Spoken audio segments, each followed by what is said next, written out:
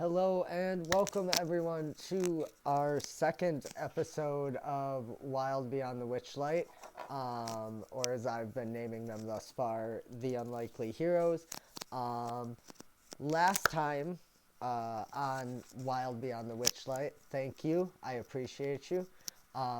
We met our, as I said, unlikely heroes, starting with the rather dour-looking dwarf Voldemir Delvestone, who we met in an inn and had a flyer on a job board catch his eye. He followed it to the... Ah, thank you. Oh, thank you. Thank you very much. Um, um, we met Voldemir at the inn. Flyer caught his attention. He took the flyer's advice after talking to some townsfolk and getting directions to confirm that he was indeed heading toward the Steel Spell Spire, where he ended up meeting Master Roslov, a man who revealed himself to be a warlock of some Fey Pact type, and introduced you to someone who seemed to be his apprentice, Marty the Magnificent, our rather wizened and elderly dragonborn, and asked the two of them to investigate the Witchlight Carnival and find the portal to his patron's realm of Prismere that was hidden somewhere within the carnival. From there, we went and met two of the carnival workers, a rather distant-looking and wandering satyr named Fun Gus, and a... I don't even know how to describe Brick at this point other than edgy. But a fire genasi who seemed very interested in making deals and getting stories from people. They spoke to an elderly goblin at the ticket booth who informed them that tickets for the four of them had actually been paid for in advance by name. They then went inside to begin investigating. Some of them seeming to have business. The carnival hands, having a night off, decided to group up and wander the carnival together. They met another goblin and monkey who played calliope music, or calliope music, forgive me, as well as continuing further in. They saw a couple of they met a tree ant and his best friend, a small squirrel that lives in his branches, who gave them some gifts and some wishes that they made, blowing on dandelion seeds. The party then proceeded towards the Hall of Illusions because Marty recalled that that was somewhere he had been to when he was here the other night.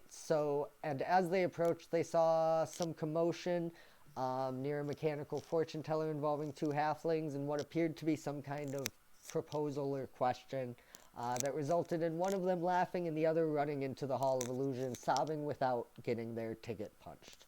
The party went and helped the laughing, I believe it was Ween was her name.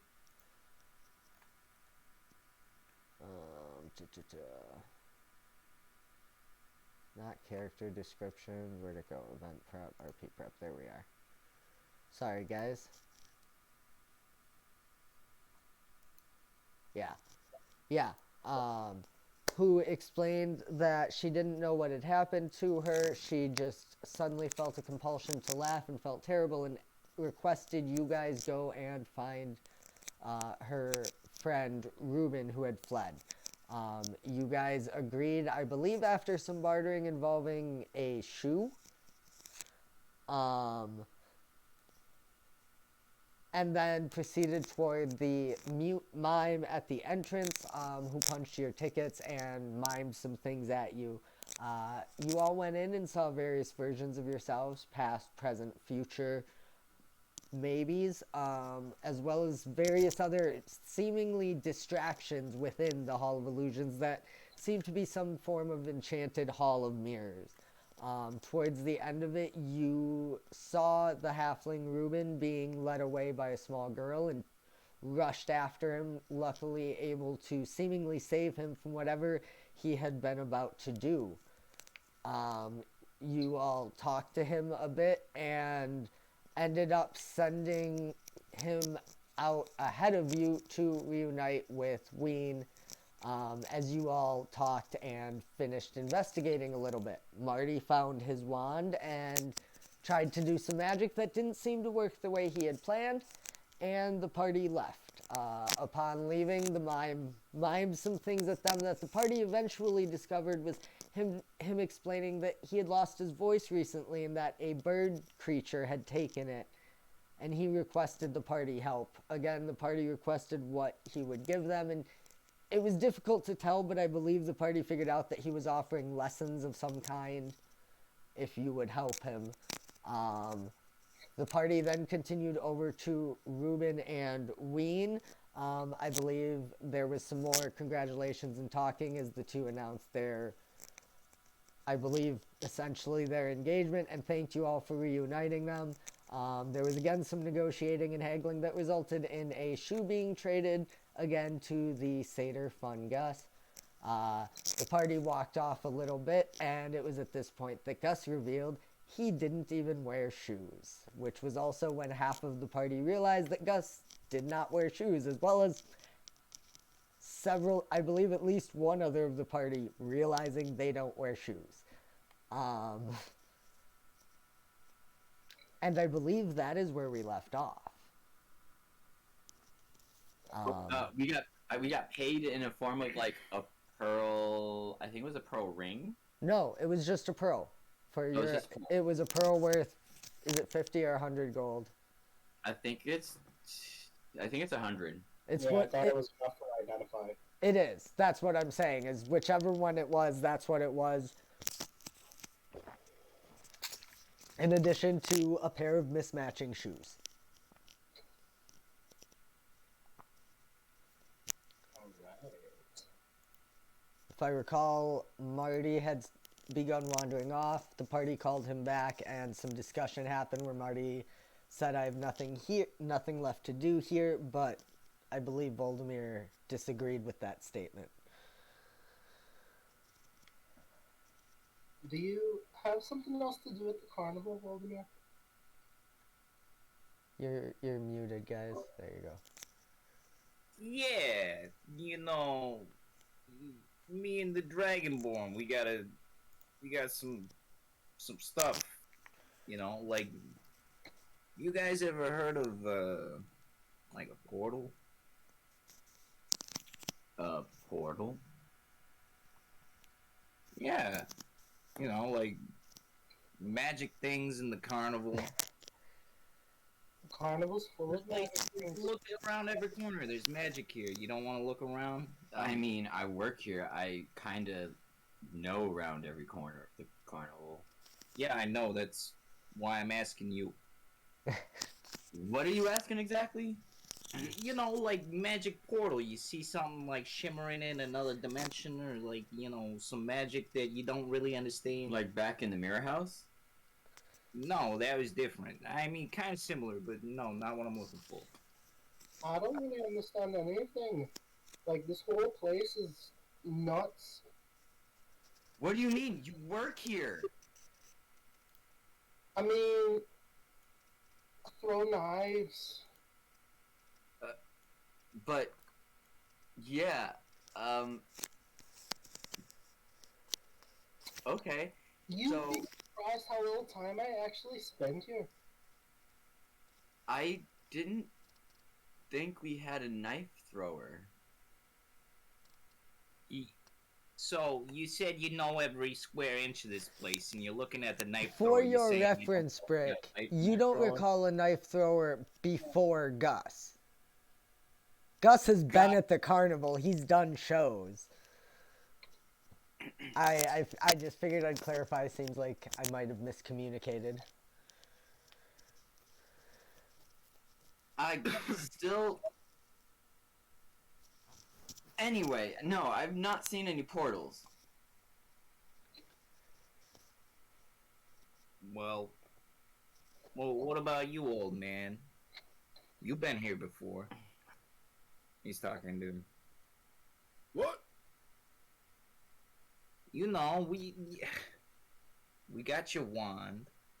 We came here to I do. got my wand. How dare you? Actually, it was that halfling that got your wand. And I got it from the halfling. None of you had anything to do with it. You walked around circles in a hall of mirrors. So You all look like bumbling fools.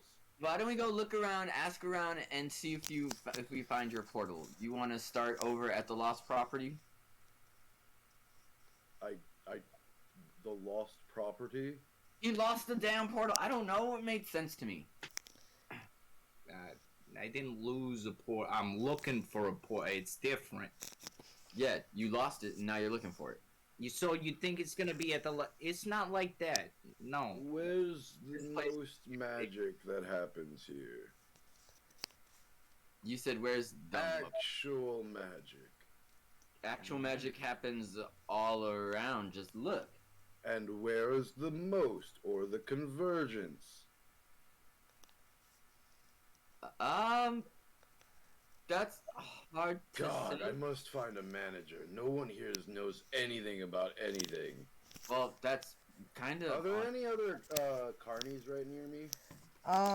You guys haven't walked too far away from the Hall of Illusions, so in theory there is the mime isn't far away from you guys. Fuck that guy. They're over here, but you guys hadn't actually walked Fuck that guy. far. He literally can't talk. So.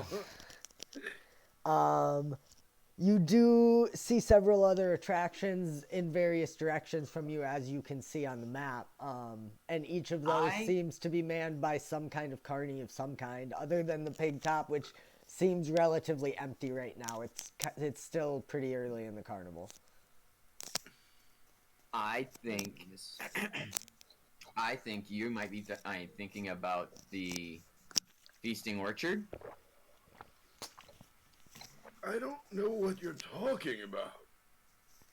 The You feasting keep orchard. naming off weird names with no explanation. Oh, I mean that's where all of the food and stuff comes from. It just like magically appears. So like that's magic. Food. I think I know where the most magical spot in the carnival is. And Gus takes off towards the Big Top. Towards Marty the Big Top? is definitely at the mention of food, like looking up, like visible drool coming from one of the sides of his face. His snout. You don't have to roll. You can see the Big Top, Gus. Oh no, I was figuring out which way the most magical area was. Oh, okay. And it was that way. I mean, in theory, the extravaganza happens there, as well as the crowning of the Witchlight Monarch at the end of the night. So there are several magical shows that happen. But Gus is heading towards the Silver Song Lake. oh, okay. You know what? He's fun. He knows how to have fun. I'm going with him. And you see Brick reach into his vest and pull out a fancy tobacco box, and he just pulls out a cigarette and puts it in his mouth and follows, sighing. You got any dwarven something? And he raises his eyebrow and says, what are you gonna give me for it? He'll pull out a shiny gold coin. Yeah, I work for Magical Carnival. I don't really need money. Well, man, money talks. What do you want? It's gold. You want silver instead? I haven't decided yet. Well, what do you want for it then? I just said I haven't decided yet. Forget this. I'll just keep going after Gus. Brick, you would definitely notice that Marty hasn't moved and is still staring off into space, not noticing any of you have left. Yo, Marty, you coming? Huh? Sure. Where are we going? I don't know. Is I it heard there was fancy? turkey legs this way, old man. Is it fancy? Probably not. Will there be higher ups of yours there? Maybe. They gotta all use right. tattoo, right? So you watch as he takes his first step, he shrinks about a foot. And then as he takes his next step, his skin goes pale white. And then his next step is you watch as he is in the process of casting Disguise Self, turns into what looks like an average looking human with like similar style clothes to between what you and Gus are wearing to make him look very carny. And you watch as his walking stick just like kind of folds up into his hand and is like a small little like excuse me, like a small little like baton that goes into his belt. That's very useful. I'm gonna It's very useful. The whole. I don't know what you're talking about. And I'll take after Gus.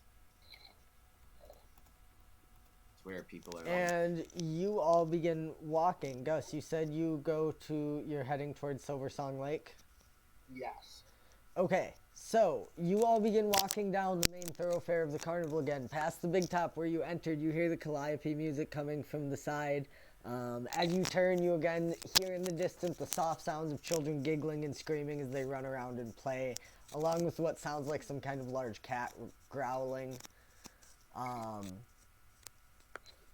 But as you approach Silver Song Lake, there is a show going on. Let me pull this up. Always a spectacle. Oh, I can't. You see a crowd surrounding the lake, just kind of swaying and listening as there is this haunting melody and song being sung. As you all make your way up to the crowd, I just had it open. You see a mermaid out in the lake.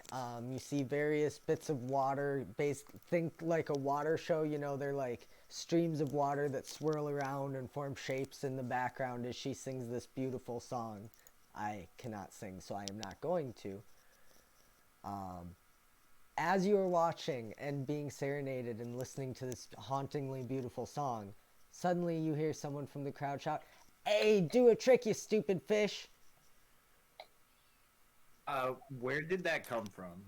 Give me a perception check.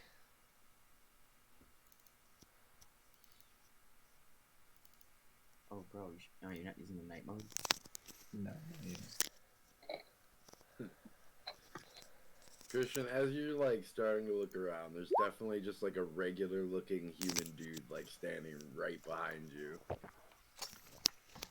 Hey, what's your problem, bud? I don't know, what's your problem, bud? I don't like people standing so close to me. I don't know. Who are you?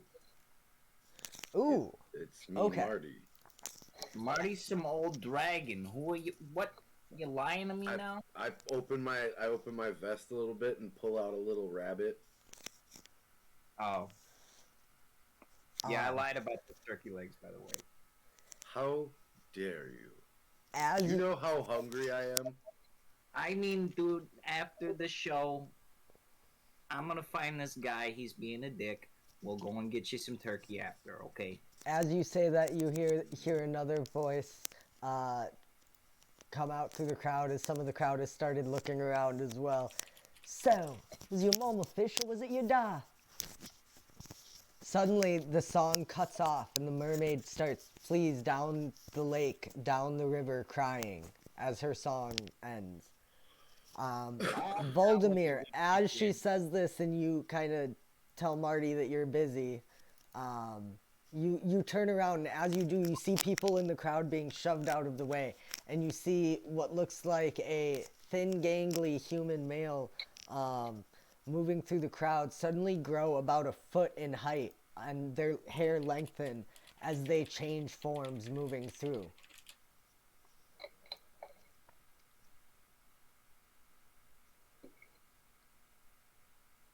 So I'm sorry. What about this human? You see them change forms as they are fleeing through the crowd, but you do in fact see them fleeing. They're maybe 40 feet away from you, but you guys have kind of worked your way into the crowd, so the first 15, 20 feet is difficult terrain. And this was like the heckler? Yes. Okay. I'll pursue. So you all see Voldemir start taking off through the I crowd, think, pushing. I think he'll try to do so stealthily, more so like an Assassin's Creed, blend through the crowd, like use his size to advantage. Okay, go ahead and give me a stealth check. By the way, Dan, we're up to 2. I totally, like, as you were describing your spell, I was in my head, I was like, make sure to ask him to roll a d20. Make sure to ask him to roll a d20, and then we moved past it. It's fine. I got it. But we're up to 1 and 2 now. Oh, so that means it does happen. No. Oh, no, because it goes up every time you roll, right. Yeah. Oof, okay. So you all see Voldemir start moving very slowly through the crowd. You see him, like, kind of duck down, his short stature already, like, hidden sort of below the shoulders of most people. You see him kind of duck down, and as he does, his shoulders start bumping people, and you see people sort of being shoved out of the way and sort of gasping as he starts making a very slow trek in a direction where further up ahead, maybe 50 feet, you see a few people at the edge of the crowd or break apart, and you see a figure start dashing away. They don't get very far outside the crowd right now. What are the rest of you doing? Oh, good. Oh, okay. Thank you. Gus is going to. He's going to attempt to make his way through the crowd. He's going to do so by jumping off of people's heads. Give me an acrobatics check. I like to picture that the reason his stealth was so bad is that, like, Marty straight up just follows him and, like, continues talking to him about turkey legs. I imagine Brick like takes a And deep breath in. here's what I'm going to ask you. If you would like to do that, I'm going to require an acrobatics check. Okay. Yeah, I'm getting ready to roll. Thanks for the sub, Yunsu. I was going to say your other option in theory, and the way that could really work, is you could spend like 10 feet of movement moving it would be 20 feet of movement to move 10 feet, and then just jump over people the rest of the way. Yeah. And then I wouldn't require the check, because then you're just making like a long jump. Okay. I do what you mean. That being said, you rolled okay, so you're not really on their heads, but you do leap up and forward, clearing a decent distance. I'll say you can move without the difficult terrain, and basically you get like 5-10 feet forward off the jump and then just kind of run off people's shoulders. So you see several more of the people in the crowd kind of cry out as Gus leaps up and starts moving through the edge of the crowd. You would probably get to be about 10 feet behind this individual who seems to be turning to try and dash away. Nice. Brick would like look at all of this and just like take a deep breath into the cigarette, and you would see like you would see at the end of his breath, like, or at the middle of his breath, it would spark, and he would like take the end of the drag, like blow out and look at them like, why do they? And he just like slowly starts following them through the crowd. Okay, so you're just moving like your normal 30 feet. So you basically get halfway through the crowd this turn if you're just walking through the quote-unquote difficult terrain of the crowd.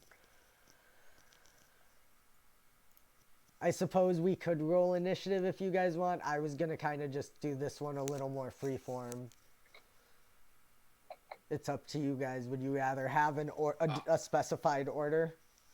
It is up to you. Like, honestly, I'm going to let you know that, like, no one has pointed this person out or anything. I was going to say, if you have a low wisdom... Marty is literally just following Voldemir right now and is, like, talking to him about turkey legs. So you two get... Oh, I guess if you're following him, Voldemir is stealthing, so he went, like, 5 or 10 feet. Yeah, that's why I was like, I think that his actual bad stealth roll is just because Marty's right there talking to him, like walking right behind him, just like, we better get those turkey legs.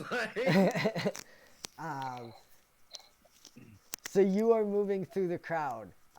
As this is happening, the creature starts transforming again as it flees. You see it shrink about 2 feet, becoming some form of halfling that is moving. It takes a dash, so it gets about 60 feet, and you see it get to the edge of the lake and start looking around, seeming to not know which way to go.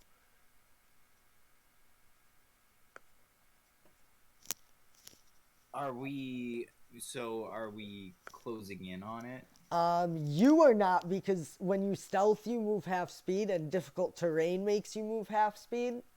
You're moving at a quarter speed. I think once it broke into a sprint, he would no longer be stealthy. Okay, so I think if you took the dash action this turn as a dwarf, I think you get 25 feet, right?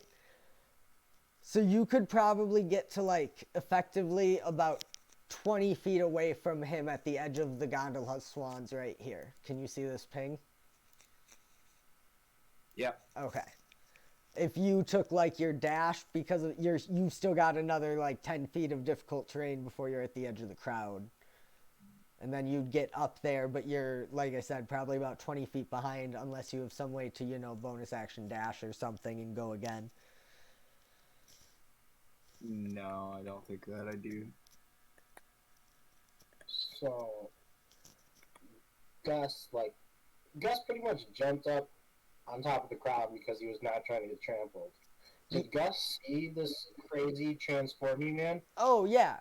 Because you, once you were up there, were able to move without... I don't think any of you can. Where are you, Brick? Save settings.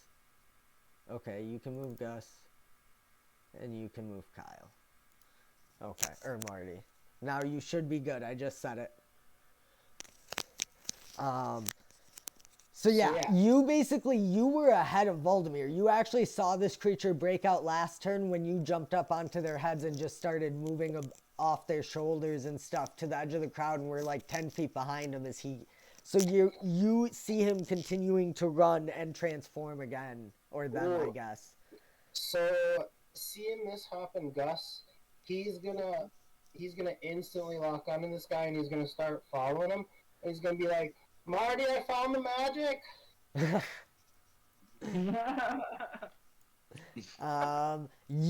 I believe, do you have 30 feet of movement?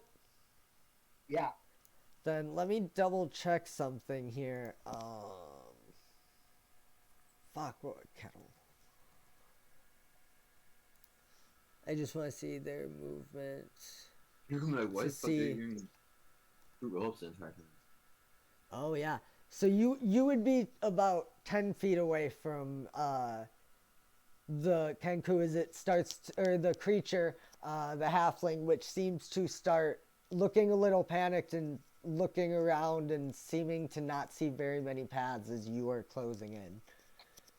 My head would snap at the sound of "I found the magic," and like all like pretense of Marty being like lost or whatever is like laser vision focus, and he just takes off towards Gus. And You also have 30 feet of movement. Yes. So you would probably get, I think you're about 5 feet behind Gus, so 15 feet away from the creature. yeah. Also, Steve, you should be able to move your token now. Awesome. Follow-up question. Am I lagging behind enough to, like, be able to see where they're going and go the opposite way to cut them off? In theory, yeah, because you were just walking, so you're at the edge of the crowd, so you break out and see your party closing in on the lake over here. You know that it seemed from what you had seen to be a decently significant route to go the other way. You know, you're maybe 80 feet away from them here, but if you go this way, it's probably like 160 feet. Yeah, I'll cut the other way. Okay. So you would probably get about over here. I will describe what you see as you start moving closer to the things over there next turn as you run through past them.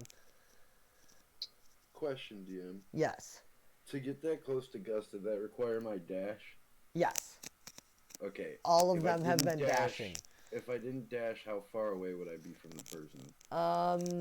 50-ish. 35 feet? 50, I think it'd be about Oh, wait, yeah. 45. 5 feet behind Gus, okay. and Gus is 10 Yeah, I'll feet. dash then. Never mind. Okay. As you were all standing there, the creature morphs, its body shifting, again, as it leaps into the water, and you see it begin swimming away. It is, as it's in the water, it's hard to tell for sure what it fully looks like currently, but it is swimming, so it only gets about 15 feet out into the water, and you guys are and Gus is about 10 feet from the water's edge. Oh, perfect. I use my mirthful leap. Is that what you shared last turn? Yes, I jump on the bitch. Ooh, okay, give me an athletics check, I think. This would be a shove or grapple, effectively. I'm going to go to the water edge while he does that. Okay. Can I make acrobatics? You can make acrobatics to escape.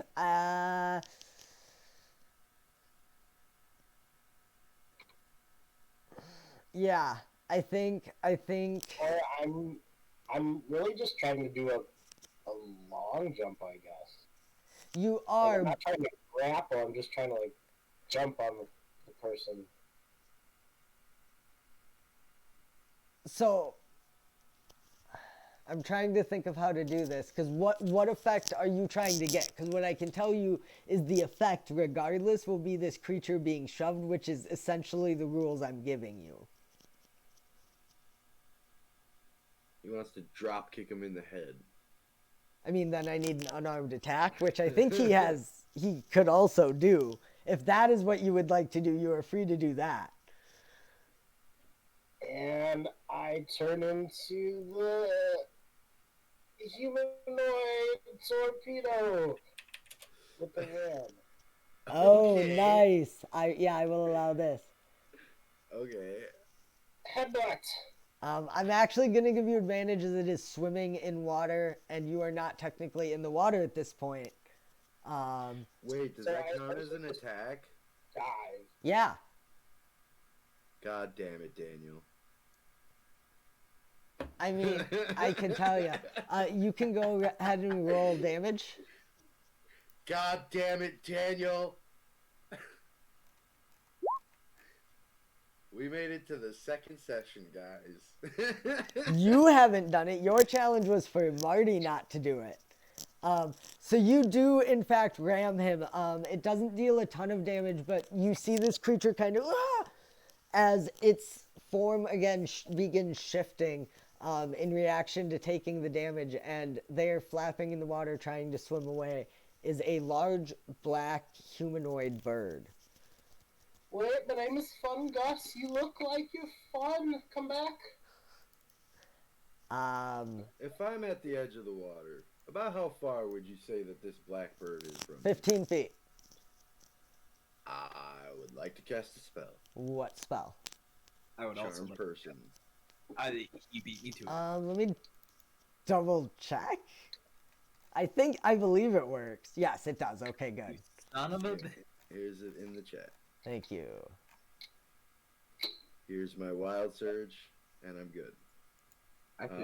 So Actually, essentially Marty watches Fun Gus like torpedo off of the beach.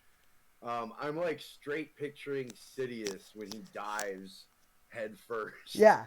I picture he mirthful leap, like high jumped, and then did like almost like a Mortal Kombat, where they jump up and then kind of mid-air target them and just jet at them with his head. Yeah.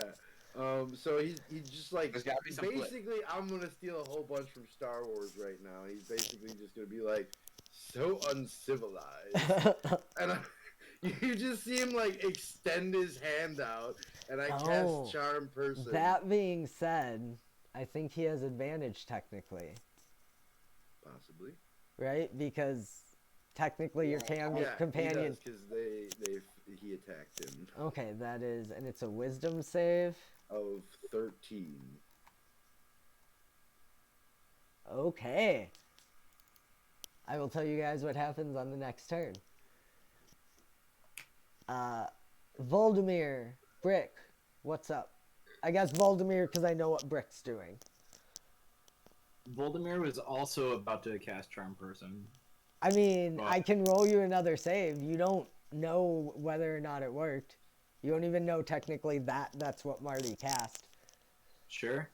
Sure. You will okay. Also... Double it up, baby, just in case. Okay. Strongest one will survive. There can only be one. Hide it. Nah. What? No, I roll. I roll Voldemir. Yeah, you roll. Saving okay. saving throw I'm a means wild- means the other person rolls. Attack roll or ability check means you roll.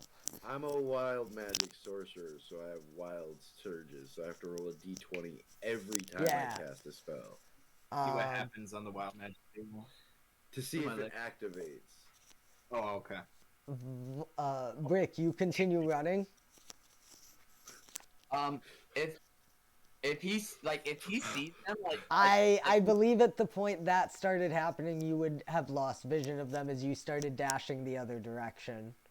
So he wasn't dashing, he would be moving regular speed. But if he gets here, like he would probably he would cut, like instead of going over that bridge, he would like cut in through the little, I assume, shallow river.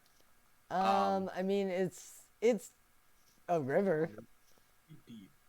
It's not I mean, like it's super not- fast moving, but it's probably Yeah. 8 feet deep. It's Oh, a river. Yeah, like Of the size the way you I said thought it, there was a dog. bridge for I thought it was like a mini golf course river, like one of those dainty little fun rivers that like just run through. You funny. But he will, he will like skirt around and cut up past the carousel towards them. okay. Well, I believe it would actually take you dashing to get to here. Oh, boy. Oh, and yeah, he'll dash at that point. Yeah. Brick in the middle So of making a as mistake. you pass this small trailer, and behind it again, now louder, you hear the laughter of children playing, and you see a large black cat with 2 tails that are sticking up behind it, waving. Some of the children seem to be climbing on its back. It seems to be wrestling with them and growling playfully as you continue dashing forward. These motherfuckers have a pet displacer beast. Playing with the displacer beast, like, okay. Fun fact, displacer beasts are fey.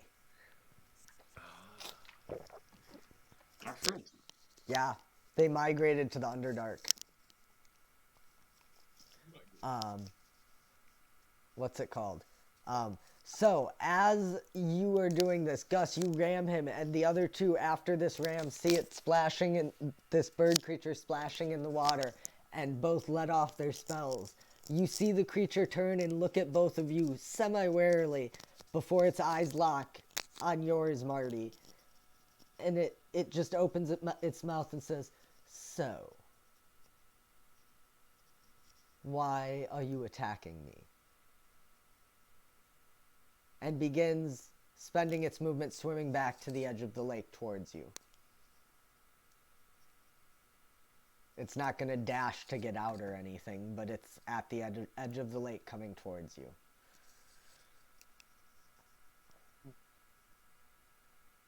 You were muted. Of course. Well, I did not attack you. You and I are friends, right? And that's all I'll say. I'll let everybody else do their stuff. I was gonna say, yeah. I'd say this is still tense, so if you guys want to interject a couple lines at a time or something, you can.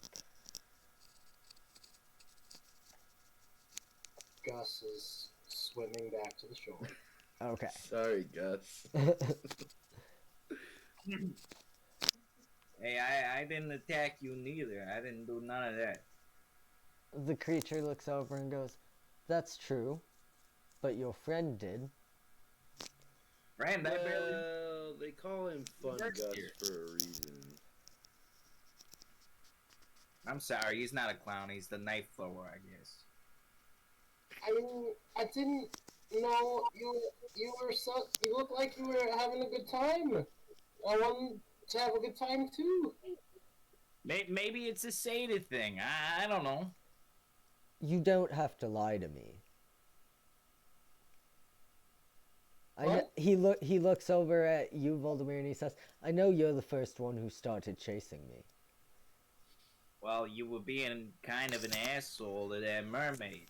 I didn't like that too much. It's not my fault though. I have a reason. I'm trying to get in touch with the owners of the carnival.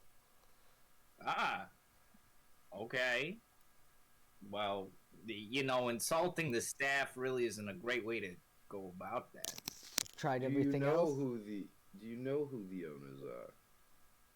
It's hard to catch them, but you can usually catch them at the Big Top Extravaganza and at the end of the night when they crown the Witchlight Monarch. Their names are Mr. Witch and Mr. Light. I know. So, we are also looking for Mr. Witch and Mr. Light, I guess.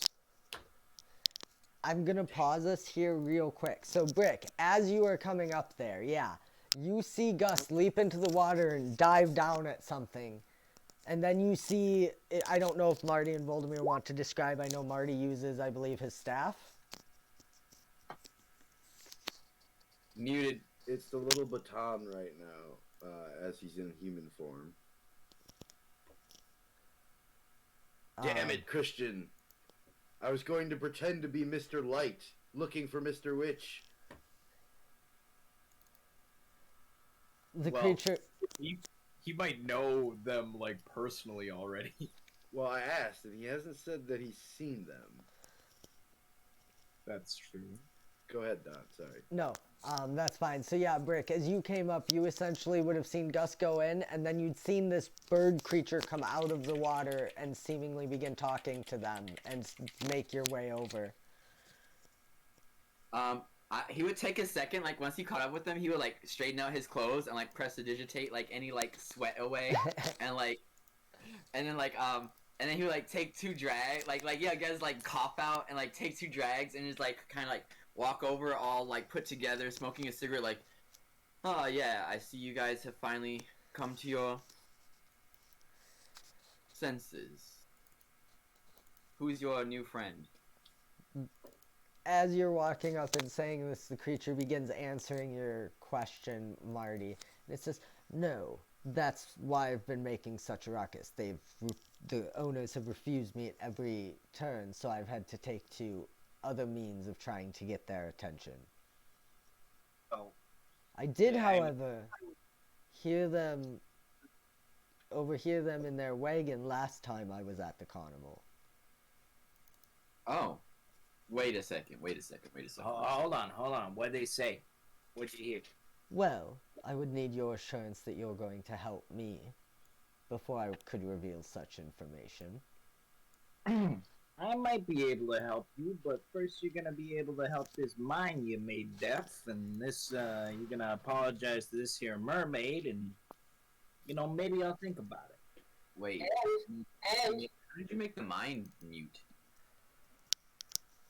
Give me a persuasion check with advantage, Voldemir. Christian? Is this bird wearing shoes? No. He's a bird. Persuasion. With advantage. Well, you must not like being... At the very least, you must not like being wet and a bird, so I will press to digitate all his water off. The bird kind of ruffles its feather and says, "Actually, I'm a kenku. This is my natural form." I just meant the water. And he Must be great on your feathers. he kind of looks down for a minute, and he says, "I didn't mean to hurt him, but it was a way to cause mischief, and my kind can't communicate that well." It sort of starts fidgeting with something that it's wearing around its neck. So, What is that? Its eyes dart between Voldemir and Marty again. It's a magical item. It allowed me to steal the mime's voice. Like I said, I didn't mean to hurt him. I'll turn it back, but I need to talk to Mr. Witch and Mr. Light. I won't stop until they answer my questions. Do you think Marty would know kenkus can't speak normally like this? Yes, I assume as someone who has studied under a wizard, you would probably be aware that Okay. kenku, one of their known traits, they are a rare creature of bird-like people, and one of the traits that sets them apart from like Arkakra and the other bird humanoid races is that they can only speak in mimicry. Okay. You'll all hear like as Marty slowly gets down to his knee, and like every bone in his back and like legs crack as he looks into this kenku's face, and he's like, that seems to be some powerful magic. If I recall, like, your race as a whole can only speak what you've heard before. Wait, who the hell is this guy? Oh, I'll drop this guy's out. Suddenly, Yeah, it's Marty is Marty. there. A of all, you trying to get put out the carnival, because that's reckless. B of all, Magic in No. a magic carnival is reckless. no. I believe he's talking to the king. The bird guy trying to get the attention of the big guys. Also, B, we're kind of gonna need you to give the mime his voice back. C, what's in it for us if we help you talk to the big guys? I don't see why he has to give the mime his voice back. If he's a mime, it kind of helps him, doesn't it? Make him a better mime. That's not the point. What? He stole it fair and square. It's his. So, You know, yeah, I'm sorry. I don't mean to. Marty's gotta- Are you a male? Female? so Marty didn't I'm- come here looking for something that was stolen from him. Yes, and I stole it back. I'm a There's girl, no honor actually. among thieves. Who do you think this is? Yeah, you got to give it back to him, and I'll cast command. Ooh. Wisdom save? I ask that you don't give it back to him, Kenku, who is charmed by me. Now it's Don's time to figure out how magic interacts. That will not work. Oh yeah, command does not suggest. Command is one word. Return. Return what? You see the kenku sort of do some things and move its the ends of its feathers, and you eventually see the doll spread apart, and you see this bluish, sparkling magic kind of go off in the night and shoot in the direction of the Hall of Illusion before disappearing out of your sight. Why did you do that now?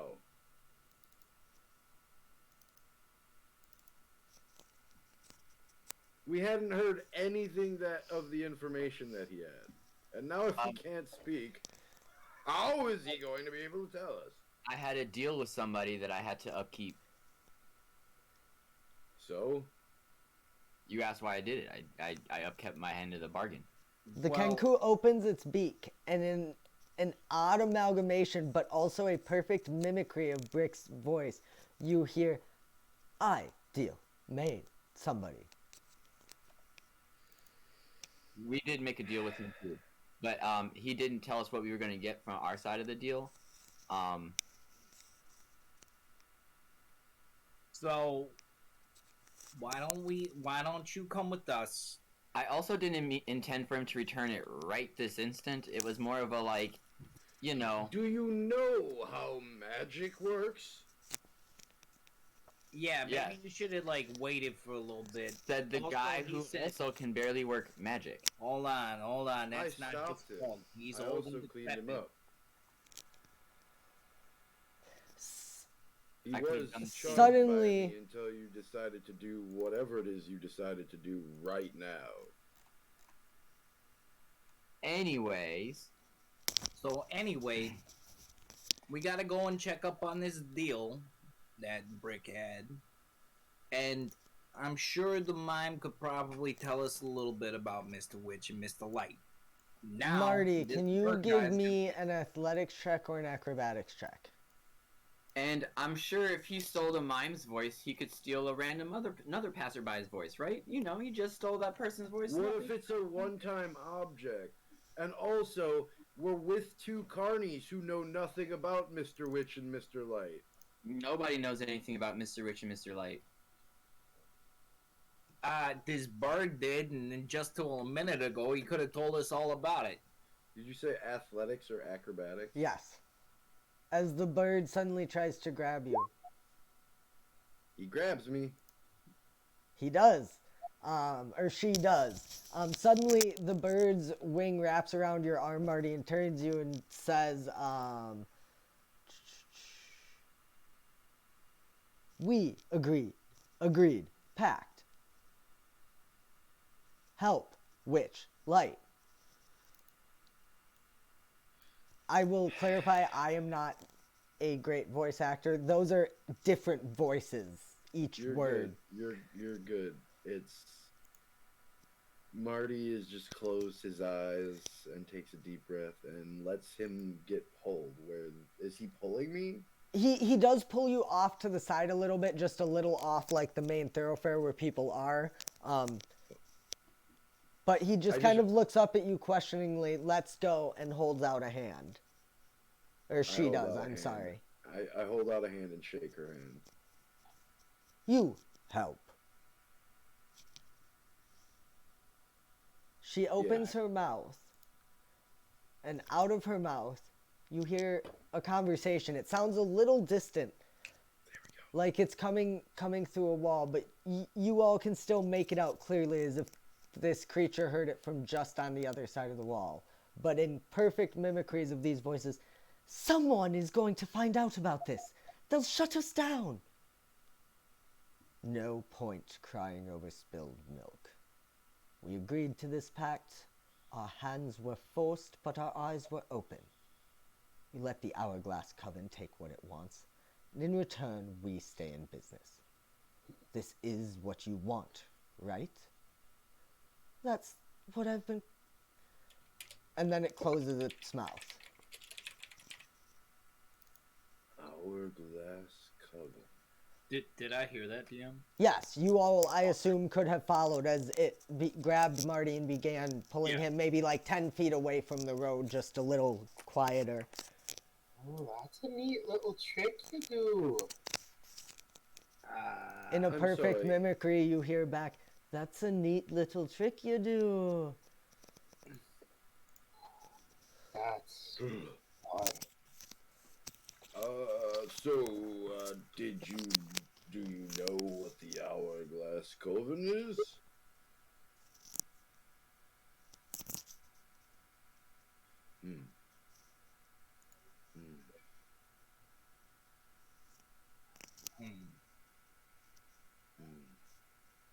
Plan. Have. Right. Marty will pull out some paper and a quill. Thank you so much. Parchment, I should say. Thanks for the follow, Sticks Mix. The creature, or the kenku at this point, I can say, happily takes it and begins writing it down. Writing down some plans. I'm trying to see here. I was like, let me figure out a way to get It says out of this a little easier. It writes down, Mr. Witch and Mr. Light only seem to come out during the Big Top Extravaganza and crowning of the Witchlight Monarch. They go from the staff area, they are escorted and walk in. Mr. Light always carries a weather vane with him. I believe this is critical, and if we steal it, we may be able to leverage it against them for information. That's super dope.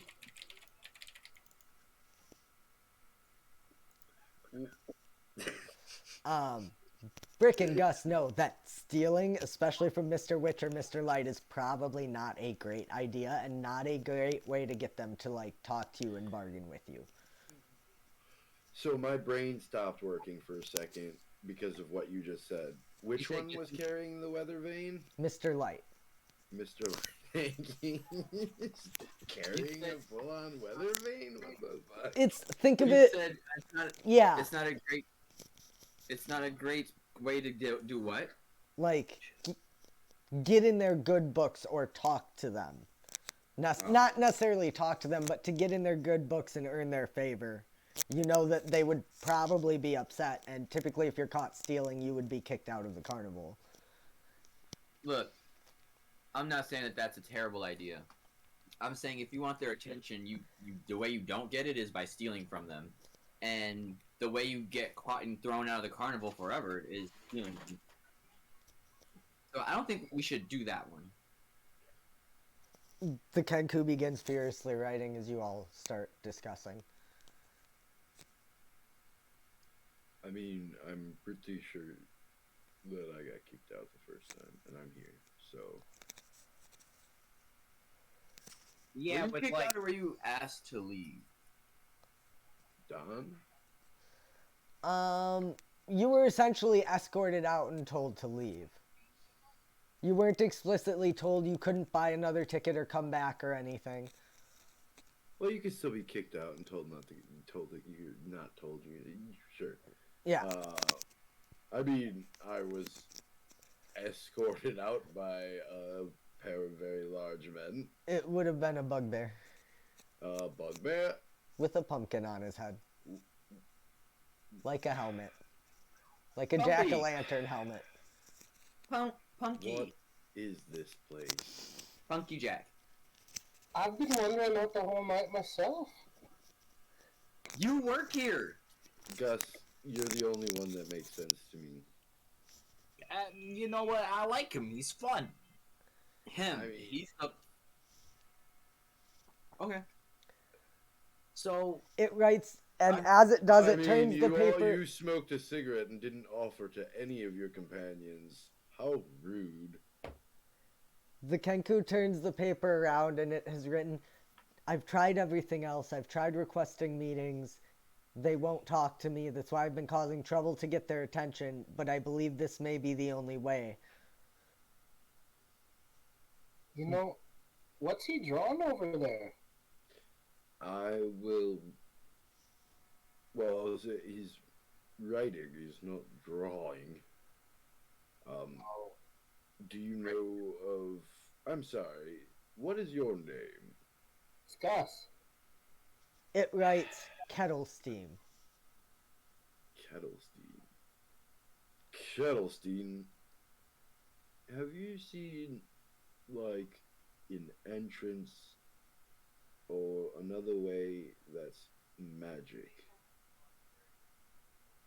in and out of here? It writes, portal, question mark. Portal. It begins Yeah. feverishly writing. She begins feverishly writing, not it. I don't know why. I did something good, guys! Um, yeah. what was that? Go for it. Go. No, It's you good. were, because it's gonna, honestly, she's writing for like 30, 40 seconds. Upon Marty being like, I did something right, can I like sneak off and try to find him a turkey leg? If you would like to. I think you guys saw some turkey legs, if I'm not mistaken, at like some of the small stalls. Yeah, I'll do that real quick. I'll just zoom out and buy a turkey Okay. leg. I mean, give me a stealth check for if anyone notices you start walking away. Well, I don't notice him, so.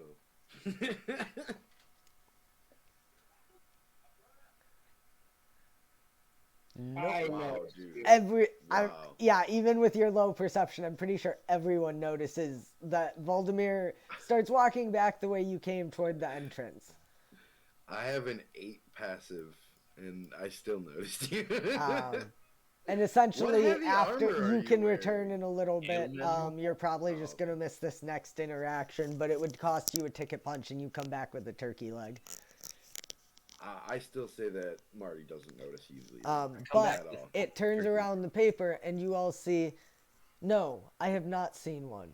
But that's kind of why I want to talk to the leaders. A long time ago, I met a powerful archfey named Zybilna.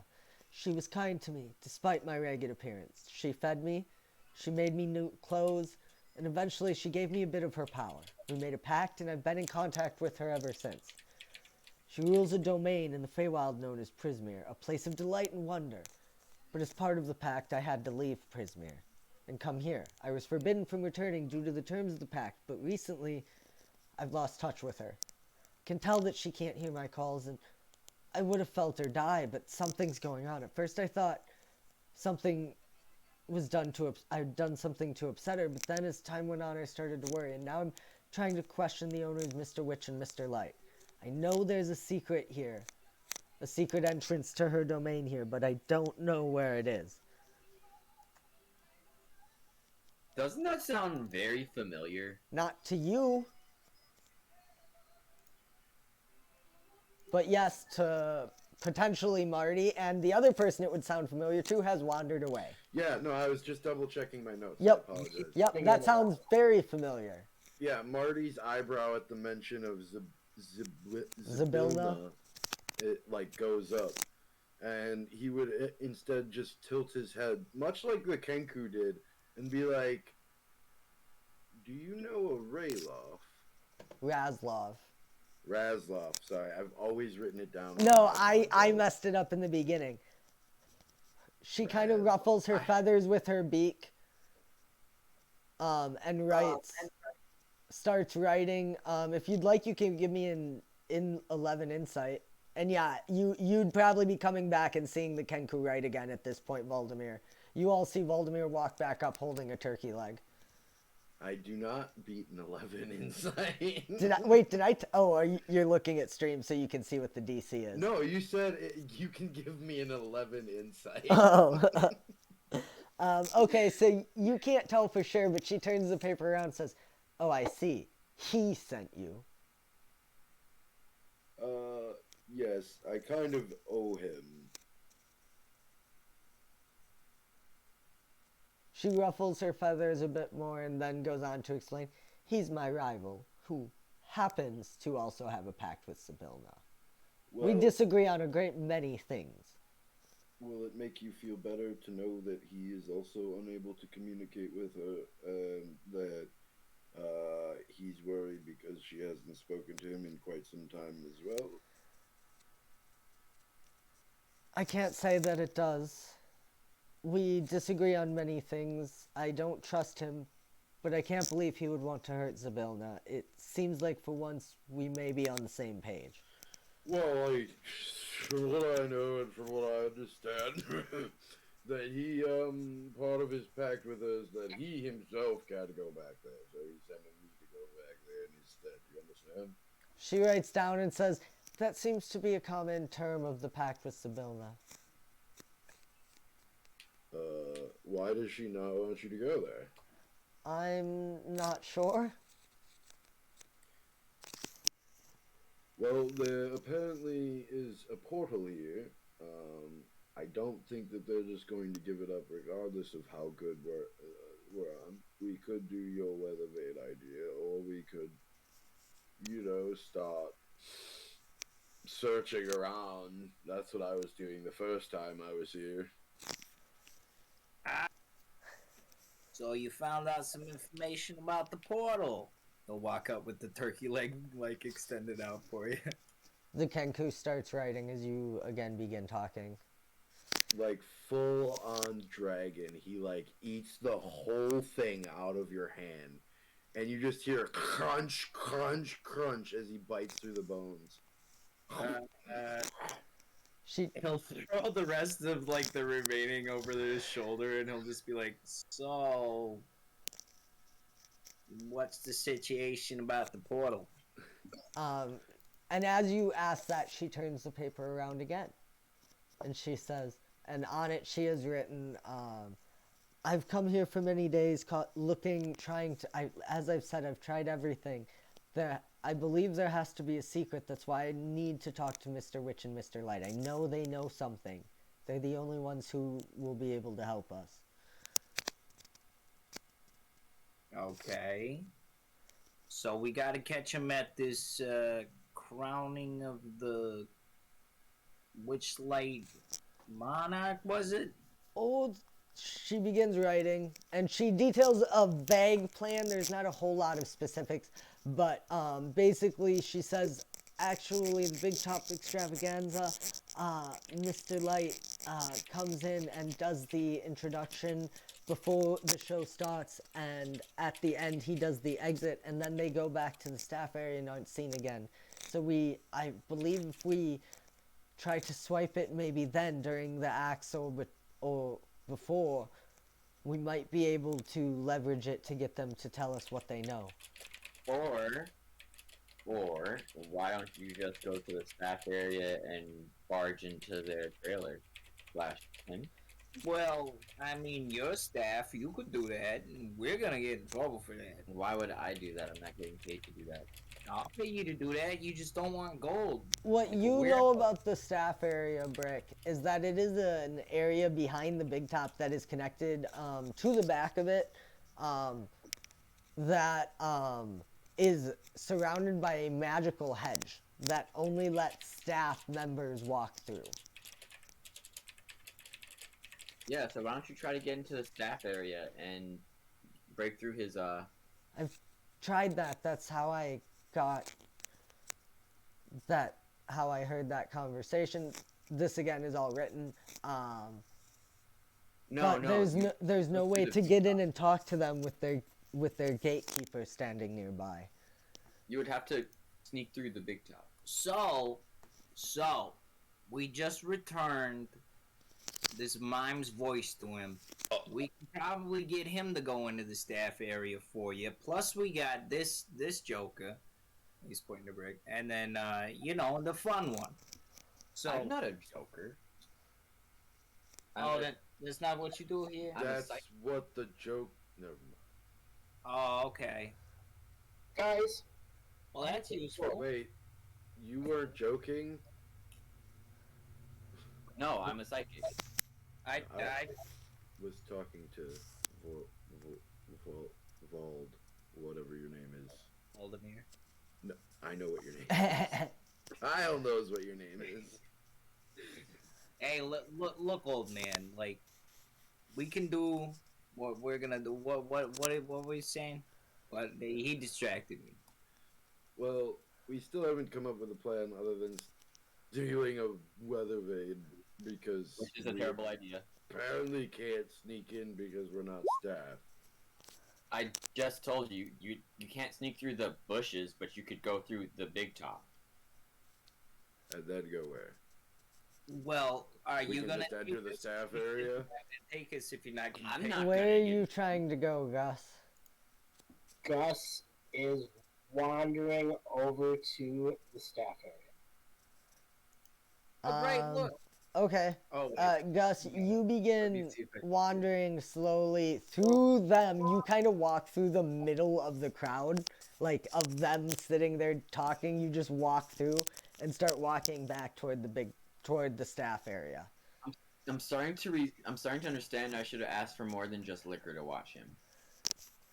Oh, My question Oh, for I think you, with Gus, liquor? as you walk is: do you go through the Big Top or do you just approach the hedge?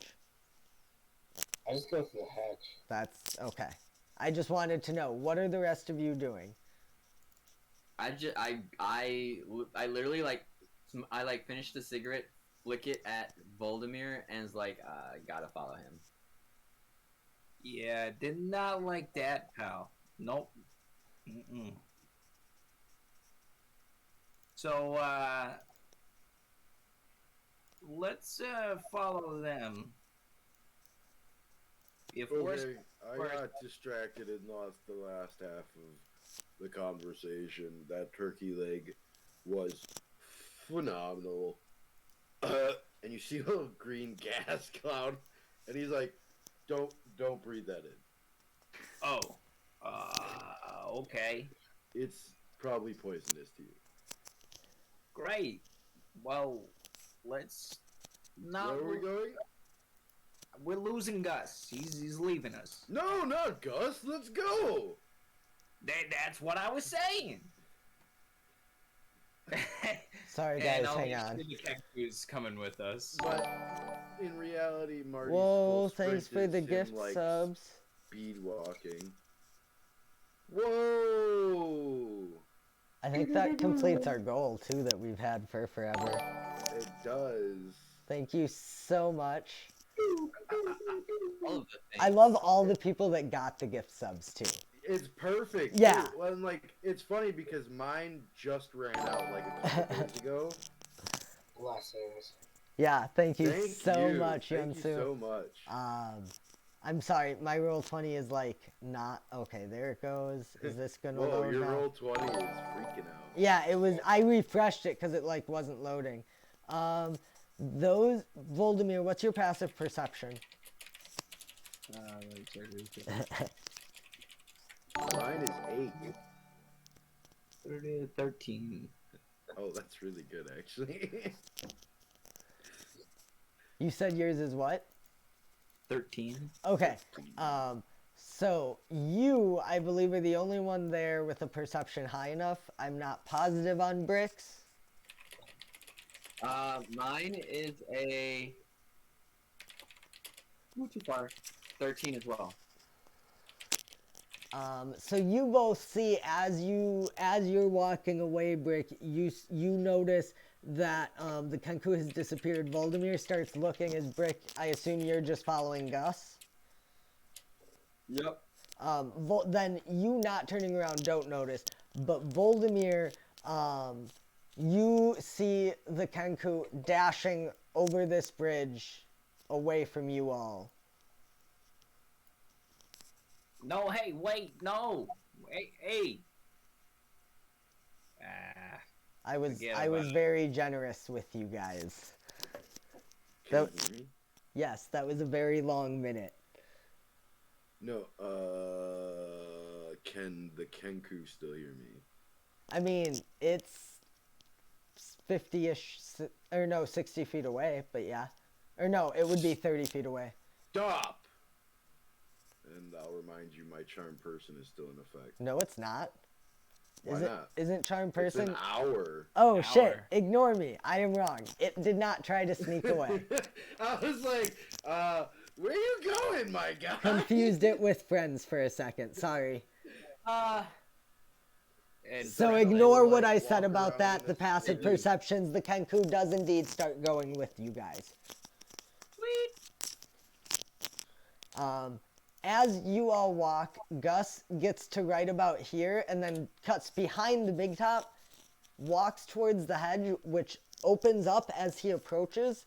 And as he starts to touch it, just kind of spreads around him. You know that scene in Harry Potter and the Goblet of Fire, where they're like the hedges like are closing around them. It's kind of that, but in reverse, where it just opens around him and then is sealed behind him again, as he disappears into the staff area. Garden of the Sea.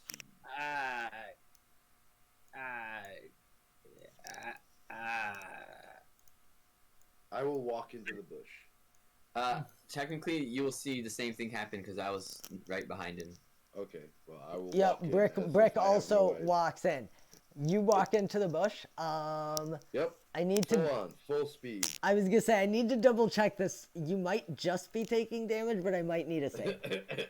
I'll take some damage. I'll break my nose. He is like, oh, people are walking in, I follow. Give me a strength saving throw. Oh, that's not good. He said, "Oh no, oh no, I can do it, JK. I can't." Marty's strength out of nowhere. So you Take 7 points. you of take damage. 1 point of piercing damage as the hedge does not part and its thorny thistles snag you as you walk through, but you do make it through. Voldemir, if you follow, you would be doing the same thing. I don't think he would. He would have watched it like close behind Brick and just been like John Travolta. And then watch Marty just walk into it and I believe if you don't go, Kettle Steam will probably stay behind with you. So I mean, let's cut through the Big Top. And I'll go around to the entrance to the Big Top. and I think that's where I'm gonna have us take our break. We're a little before 7:30, but this feels like a good spot for us to Well, take. I mean, we did pretty amazing. We've been for an hour and 20, and we beat our sub goal. We got 6 subs in under 90 minutes. Pretty good. We love you guys. Love you guys so much. Yeah, thank you so much. Thank you, Tim. Yeah. We appreciate it. We will be back in 15 to 20 minutes. We're going to take a short break. While we're gone, enjoy our fancy character portraits made by the amazing... I have this. Lost Haven. Lost Haven. They're super dope. Nope. Fuck. Oh, I know what it is. Shout out /SO. There we go. Why does that first one hurt my eyes so much with the random spaces for the Because that's not their Twitch name, that's their Twitter name. Okay. So yeah, we're gonna go to break, enjoy our characters, and we will be back shortly, guys.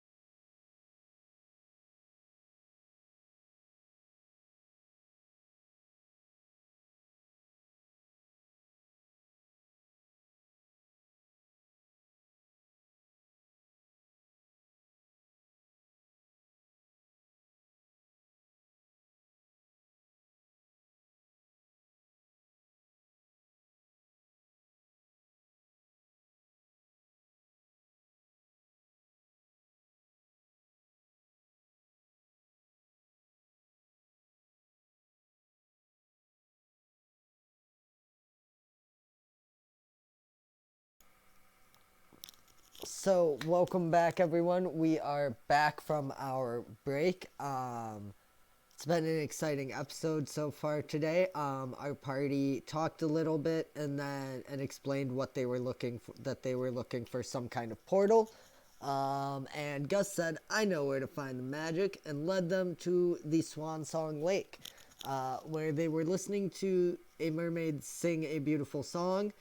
And then a heckler from the crowd started causing problems. The party pursued the heckler, caught them, and began talking to them, discovering they were in fact a kenku named Kettlesteam, who was here for similar reasons to Marty and Voldemir. Brick used a command spell to make it return, what was his name? Candle something. Right? Mime? Candlefoot. Candlefoot the Mime, thank you. Assumedly to return to Candlefoot the Mime. The Kenku explained it had been causing problems to try and get the attention of the carnival's owners because the last time it was here, it had snuck near their wagon in the staff area and overheard a conversation which it played back for them, which sounded relatively sus. Gus wandered off toward the staff area, Brick following, as the magical hedge parted for the carnival hands, for the Witchlight hands. Marty forced his way through, taking a few scratches for it, as Voldemir and Kettlesteam basically looked at that and were like, nah, we'll try and sneak in through the Big Top. And that is where we left off. So, for starters, this is going to have a lot of map changes, so I apologize in advance if what's it called fucks off. So, Burley is not actually here.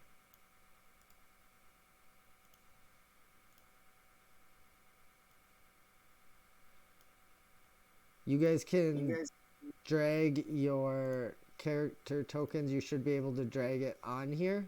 Oh, you can definitely shrink those down. And you guys would be coming in over here, technically. The orientation of the map is weird. I don't think we can. I think you might have to shrink them down. I'm gargantuan. Yeah. Thank you. You said over here? Yeah. Brick? Oh no. Oh no, I'm facing my nightmares. Because you can see the name. No, I just see portraits. Oh. Yeah, I said that while you were gone. I was like, yeah, Kyle's gonna be mad we're getting to this today. Let's just get through it as fast as possible. Okay. So as you guys come through, Brick, drag your character token. I'm working on it. Oh, okay.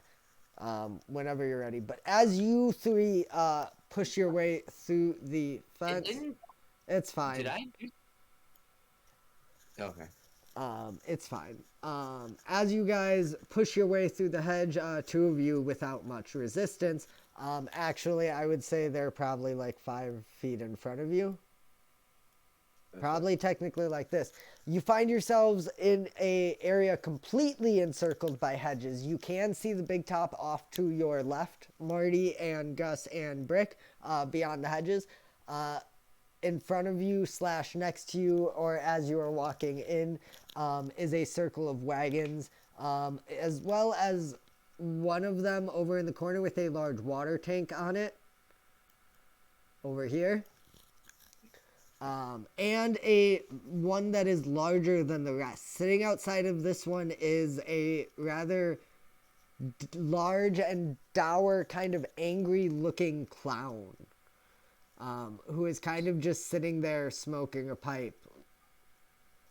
I want to talk to him. Okay. As I come through to him, I would like immediately crouch down. Give me a stealth check, Mr. Skyrim. Sure. Well, I am behind a wagon as well. That's by the true. way.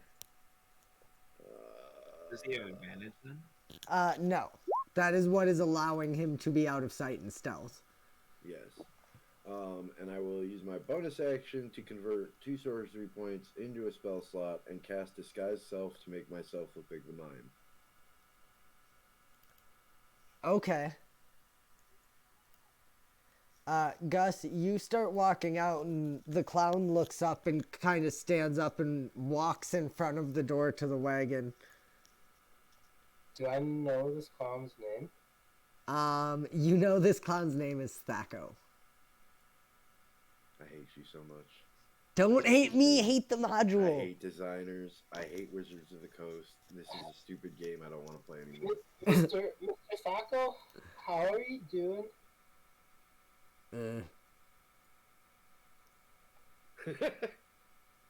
Me too.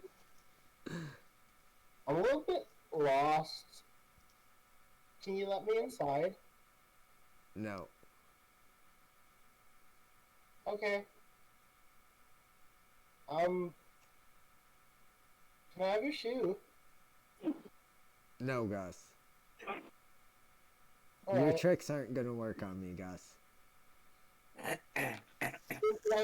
really want to talk to Mr. Light. Well then, why? Isn't it your night off? What are you doing here, Gus? I mean, there's things afoot at the carnival. There's weird tall people that change sizes. It's frightening. That. Look, if you want an audience with Mr. Witch and Mr. Light, one good way would be to deal with that kenku pest and get it out of here.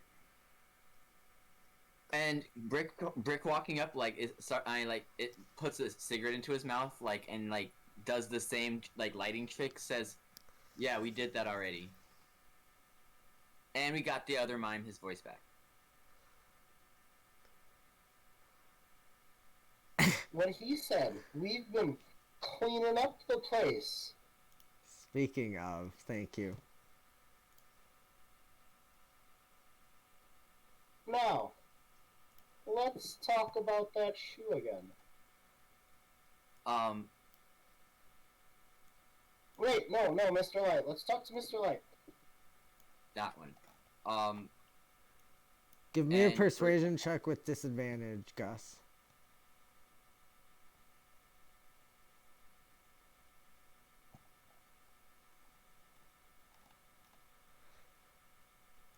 Uno momento.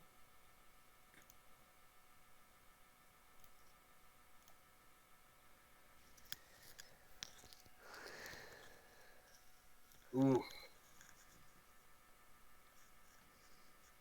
Oof. Yeah.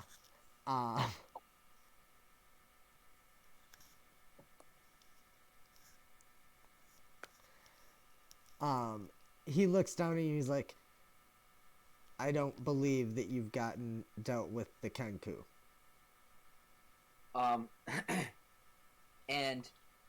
And Brick will look to his left and kind of like motion for the wisp to come closer, and as he does, he'll listen to it and he'll pull out one of his terracotta cards, and he'll look at it and say, "Oh, that's quite interesting. You don't say." My friend here says that you lost somebody, and they have something for me to tell you. Do you want to hear it? No, Brick. Not particularly. I have to tell you anyway, and he'll cast Charm Person on him. Oh, no. Give me a second. Oh, no. Don't do this. God, why? Cash, you've done this. They're not... Did they really not give me him? Oh no, there's a thing in here. Isn't there named NPCs or something? Yeah, that or you can Normally you, named usually NPCs. you can search too. I think it's in the info pane The or info the, isn't pulling it up. Named NPCs and creatures. There he is. library. The library I pane found it. as well.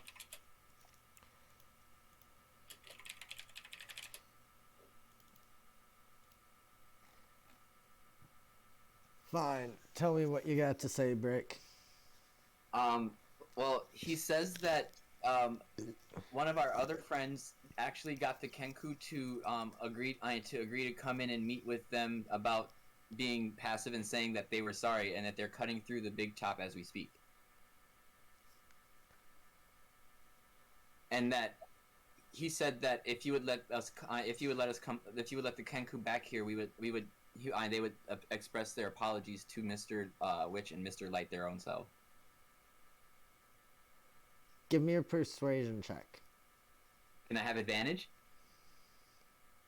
I'm gonna say no because you would normally have disadvantage on this. Okay. So it's normal because of the advantage.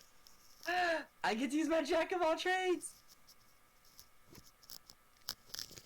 And he said it wouldn't be relevant. A bard not proficient in persuasion. That's crazy. Nah, there's a lot of charisma stats. You don't need all of them. I mean, I don't have most of them. Not. I don't have. What is it? Performance. Jesus. And then that's plus 1. Hey, nat 20. So It's- 26. The jack of all trades is already in there, bud. Yeah. Oh, never mind. It's 25 plus we do plus 5 on Gotcha. natural 20, so it's a 30. He says, wait here. And he turns, knocks for a second before you hear a gruff voice go, what is it? And he sort of opens the door, peeks his head in, waits a second, and then walks in and closes the door. Hey, Brick, you should totally ask him for a shoe. Got you. Please? Sure. Also, like, this has been so much trouble that you dragged us into. We gotta get something out of it. His shoe! Besides his shoe. Something else besides his shoe.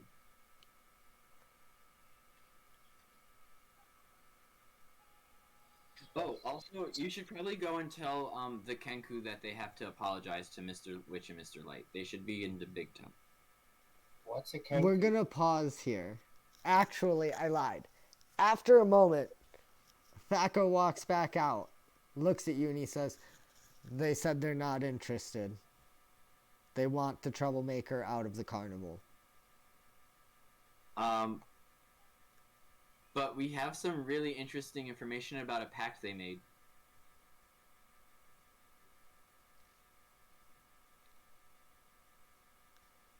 Brick, you know they call the shots. If they say no, I can't do anything. But you should just talk to them one more time for me, please. I'm not going to piss off Mr. Witch, Brick. I'll put in a good word to the spirits for you. I don't care about the spirits, Brick. I can get you a bottle of wine. Brick. I just told you they don't want to meet with someone who has been doing nothing for days but causing trouble everywhere they go. What if we want to meet with them? Will they meet with us? I told you, if you want to meet with them, make a show. Go deal with the kenku and get it out of the carnival.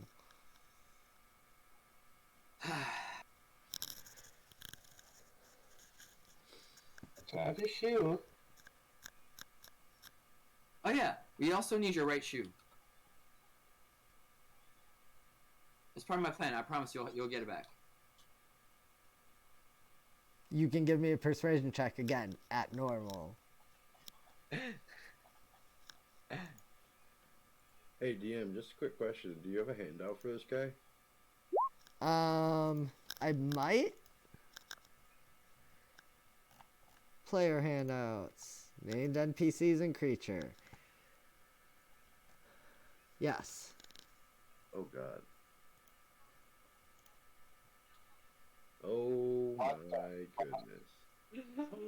Jeez. Fucking Thaco. Is that a dig at Pundit? His bubble pipe? That's funny. At who? Pundit. I don't know who or That's what like that a is. YouTuber that constantly fucking disses Watka for upgrading from AD&D, Oh, basically. okay. We're gonna switch scenes there as Voldemir and Kettlesteam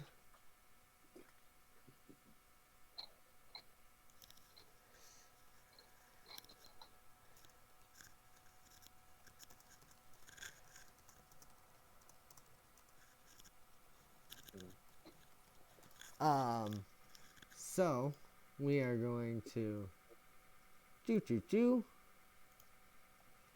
come here.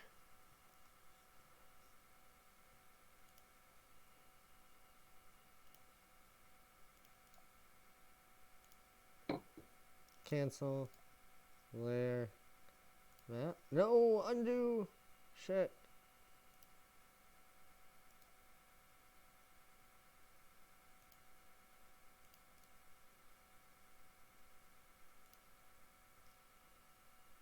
God, I'm bad at this, guys. I'm sorry. Okay. So you guys would be entering over here. Voldemir. Sorry, where would we be? Wait.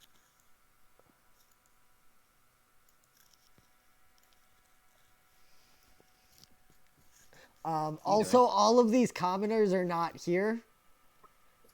They're not here. No. You see a couple of like Witchlight hands setting up, but the area is dark. And you see two or three rows of these like wooden pew-like seats that descend down and surround what appears to be three circles in the center, where seemingly shows an axe may occur.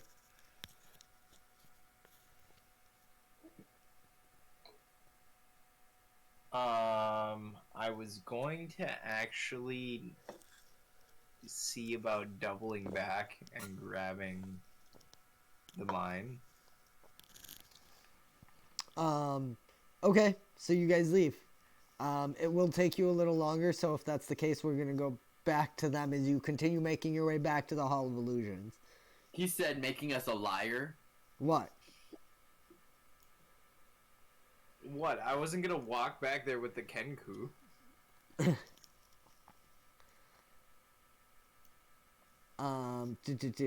Yeah, he says, I'm not giving you my shoe.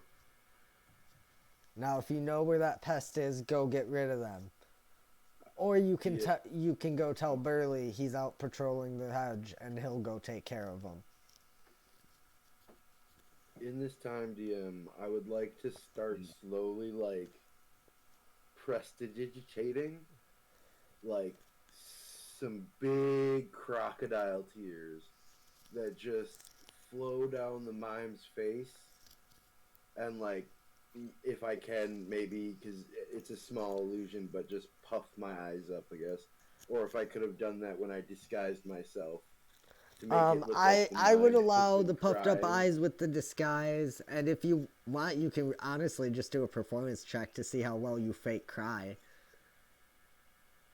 I'm good at that. Like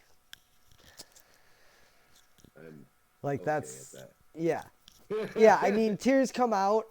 It does, like, basically what I will say is your performance is okay, but a discerning eye, not that Marty would notice or think of this, but someone with a decent passive, I believe Gus and Brick both have 13, probably would notice that as you're crying, your makeup isn't smearing, because, you know, your makeup is an illusion. Sure.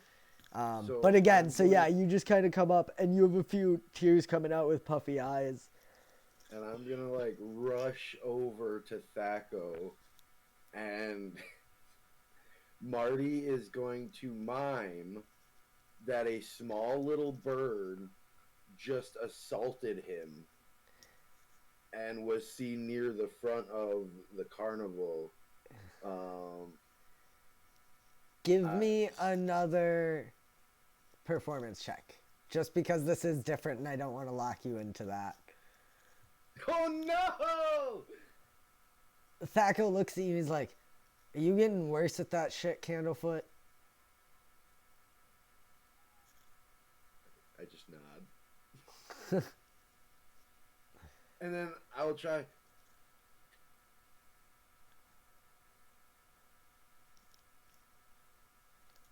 You'll try.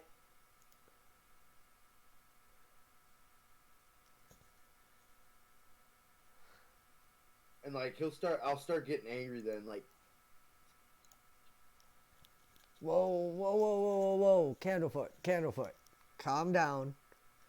If you've got a problem, go talk to Burley. You know, head of security. What is wrong with everyone tonight? Why are you bringing these things to me? I pull out another patch of paper and the pen I took back, and I'm like, and I'll Why write are out- you not talking to me, Candlefoot?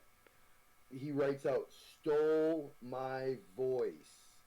Yes, that is exactly what you should go to Burley with. I did. The bird is still here, and now it's assaulted me. I deserve a higher pay. Give me a deception with disadvantage because of the poor performance. That's fine. I'll take that. Oof. Okay. Ugh. My favorite part is that it's still higher than the performance. But he's like, Candlefoot, I don't know what game you're playing, but if you've got a problem, go talk to Burley. Because if this bird took your voice and you told Burley, he would have taken care of it. Then all right. Then why is my voice still gone?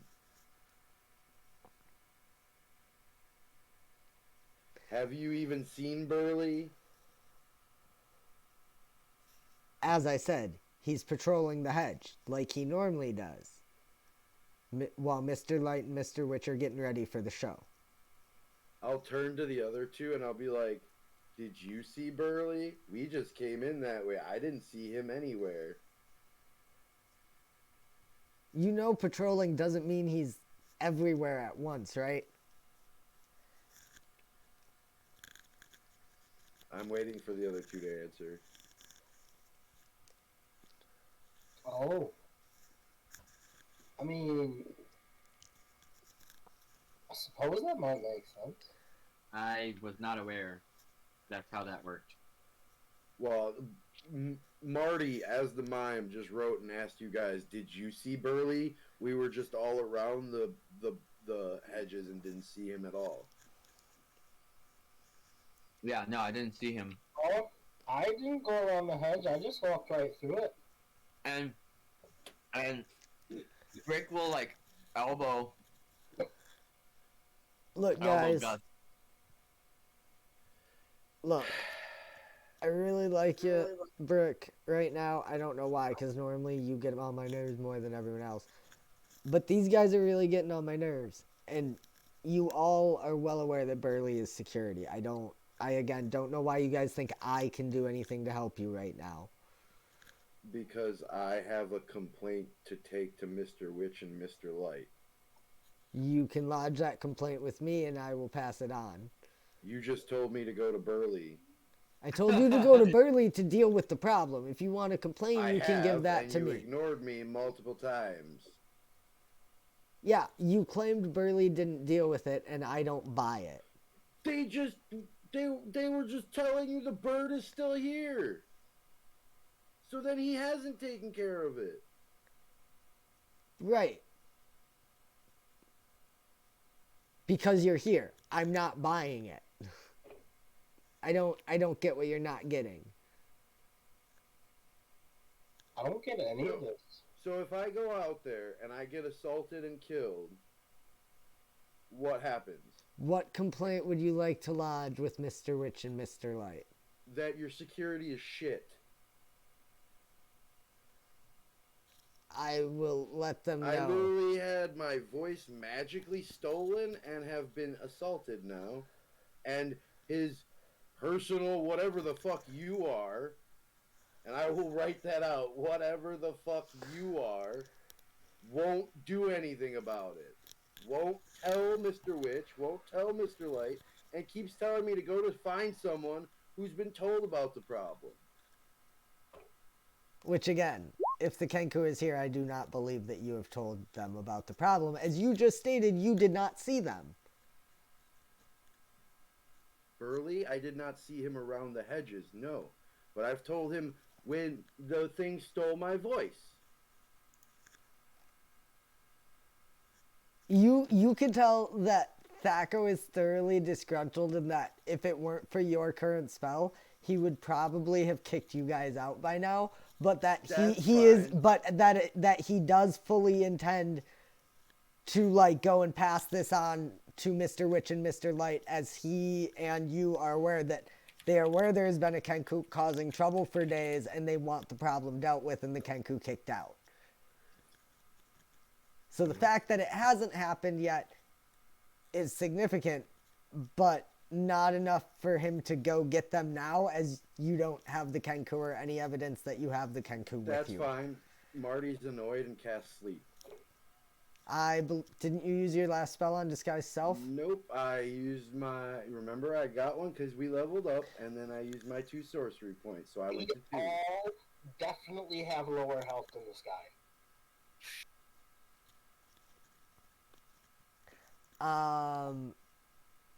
Give me your roll. I'm out.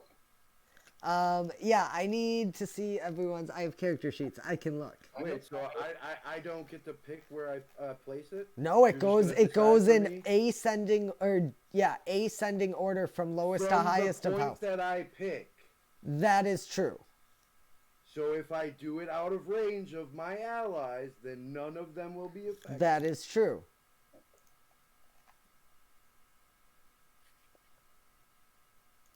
No, Daniel, I'm not like Steven and put my own teammates to sleep. Pause. I haven't put my own teammates to sleep. When was the last time I put my own teammates to sleep? The first Someone time was we it stormed Austin? Kundrakar. It was either you or Austin put It was one. probably me. No, it wasn't you. You were a druid. I cast spells on people regularly. I only, Anyways, I only cast yes. fireball on people. Thaco slumps to the ground asleep. I run. I run Run where? anywhere. I'm out. Gus I dips. look at Brick and I'm like, I point towards the door. I'm gonna admit to you, I didn't expect to get this far. I don't know what to do or say at this point. I was waiting for the others to show up with the Kenku. Well, we didn't have a plan and you all decided to leave us and just go back here. So we might as well make the most of it now. Don't say you all. He left. I'm contracted to follow him for the night, so I had to follow him. I was waiting for the You rest. didn't have to follow him to watch him in the staff area. Yes, Nope. You don't. Gone. I was gonna say, yeah, the longer you guys are Alright, talking.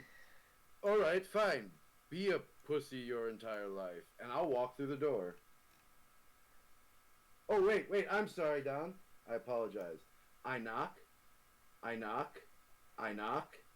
I walk through the door. You hear a voice at the first knock.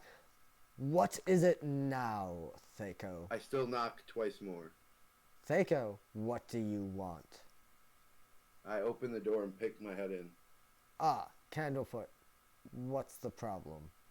I show him the whole notepad of the conversation between me and Thaco. Hang on a second. I have. Here we go. There's just maddening scribbles of me getting madder and madder. You walk in and you see a lavish for a carnival wagon. There is a bunk bed. You see a large elf sitting up on it as you are coming in, and you see a more lanky and thin elf with garish clown makeup and a long hat holding a weather vane in the other corner opposite it that seems to be standing in the corner and it's kind of wringing he's kind of wringing his hands and looking around nervously.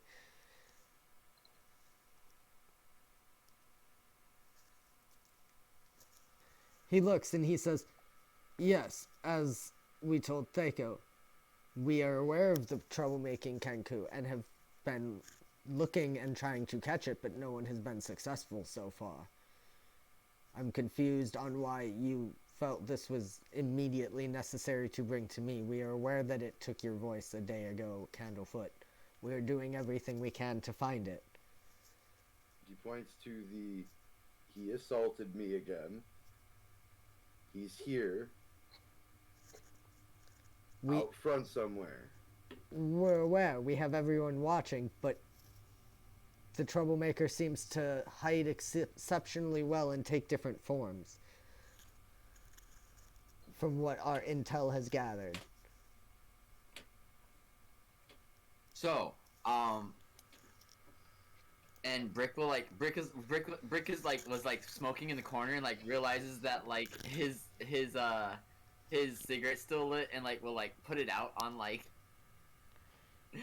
his pants, and then we'll be like, so we kind of dealt with them. They're kind of charmed. They're just with someone else that was in our party. Mr. Witch finishes standing up and he says, "If you've got them, why are they still here? They were to be expelled from the carnival." Well, we didn't hear about that until we got to your front door, and they really wanted to talk to you about... What do you mean it has been spread through the employees for the past 3 days? Yeah, I've also kind of not been paying attention. Apologies. But on top of that, what was I gonna say? I don't really care about any of this. If you have it charmed, then tell it to leave and never come back. I did. It said it can't leave until it talks to you about some mysterious... Then make it leave. I don't know what is confusing about that. I can't find the owlbear security guard either. The bugbear? Burley? The bugbear. Yeah, Burley. And I'll write quickly... I again point out... Sleeping on the job, by the way. And Brick will, like, snort into his jacket. I'll just open the door and show Thaco, like, snoring. Mr. Right Witch walks out and he just barks, "Thaco, wake up!" And he just kind of, like, kicks him in the shoulder, and Thaco sort of, and stands up. He's like, "Wait, what are they doing in there? I told them to get out of here." You were asleep. You were asleep. That was irritating. Look, if you have the little trickster charm, why do you not just go and grab it and escort it off the property? Because A, it's very tricky, B, it's very dangerous, and C, it's hurt us already. Give me a deception check. The mime will be like, "We also don't get paid for security." And I still haven't been compensated for, being assaulted. You don't look injured to me. I have paint on my face. It wasn't me, it was the person that it's with.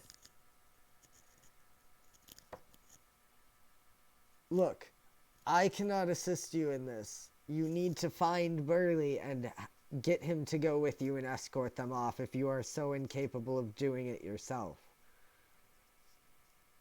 Definitely. These muscles are just for show. Now, please, leave us. What is that for? What's what for? Is that just like direction you go? What are you talking about? Is there any stealable objects in here near the doorway? While they are staring directly at you. Yes. Actually, near the doorway, no. There is like a table.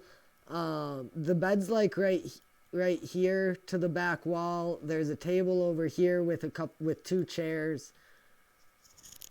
And right like here / next to brick along the wall is what appears to be a wardrobe.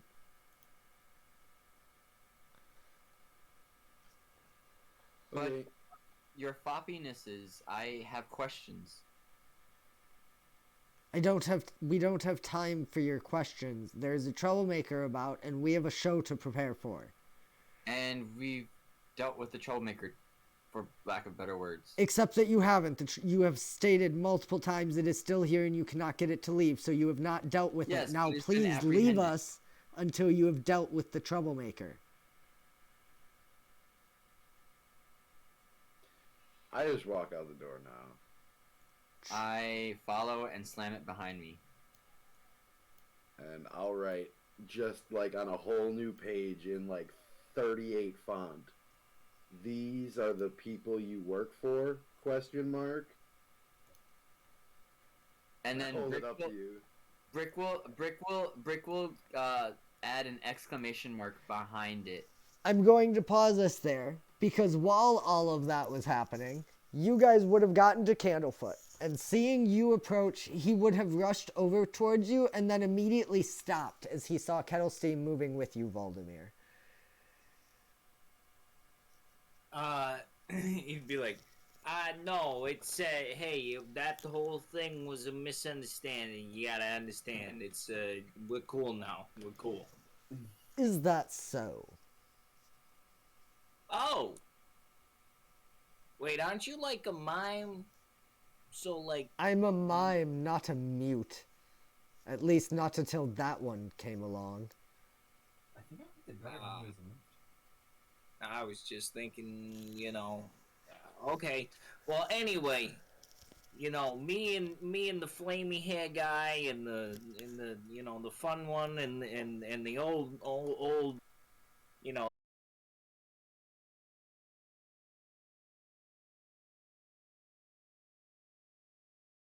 all out. I lost the fun one and the you know, the edgy guy in the tent. They went over in the staff area and I can't get in, so I need to go and talk to them with this bird here.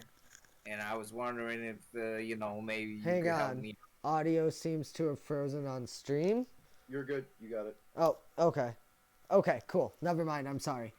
So we can rewind like 30-ish seconds. You basically to when you started explaining. So me and the fun one and the one with the hair, you know, that's on fire, and the old scaly man, we had a little chat here with the bird. And, you know, it's just a little misunderstanding. We got it all worked out. As you can see, you have your voice back. We held up our part of the bargain.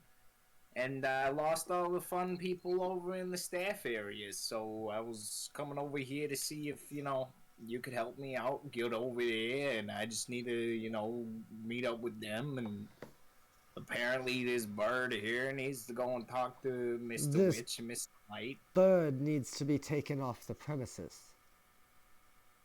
That might be, you know, we could talk about that, but for now, That is what Mr. Witch and Mr. Light have commanded. okay. I'd be happy to put in a good word with you, but I have no interest in working with the creature who stole my voice. Hey, like I said, it was a misunderstanding. Like, we're cool. Candlefoot Like- looks from you to the bird and says, "Did you intend to steal my..." I don't see a second challenge, Daniel.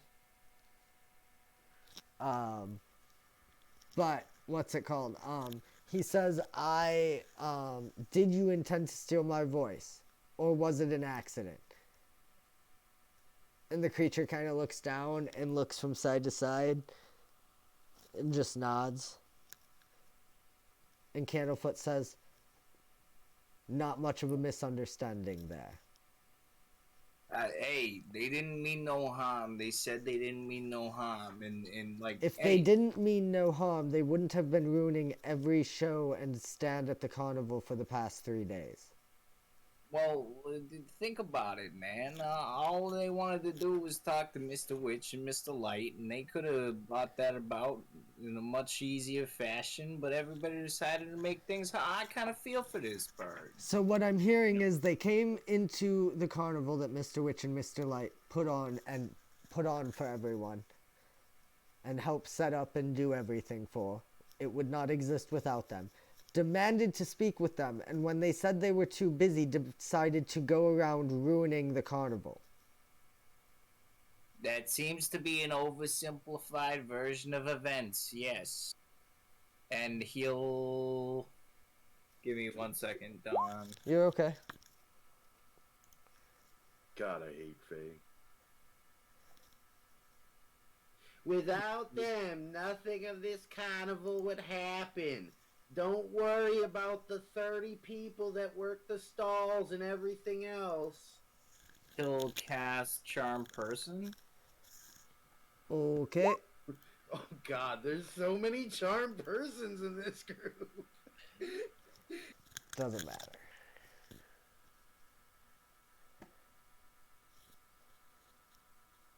He looks at you. And I sincerely appreciate you convincing it to get me my voice back. But I'd appreciate if you didn't try to cast magic on me and convince me to go against the people who pay me. You know, I'm not trying to get you to go against the people that you work for. I'm trying to get you to see the light of events that have occurred. Which the people that you seem to work for don't really give you the whole story of things. And maybe you might want to look into that, you know, for personal reasons. You seem like a wise guy. You obviously figured out what I was doing, so... You are... Give me a persuasion check at disadvantage. And then one, I believe, that will more than likely be at normal as well.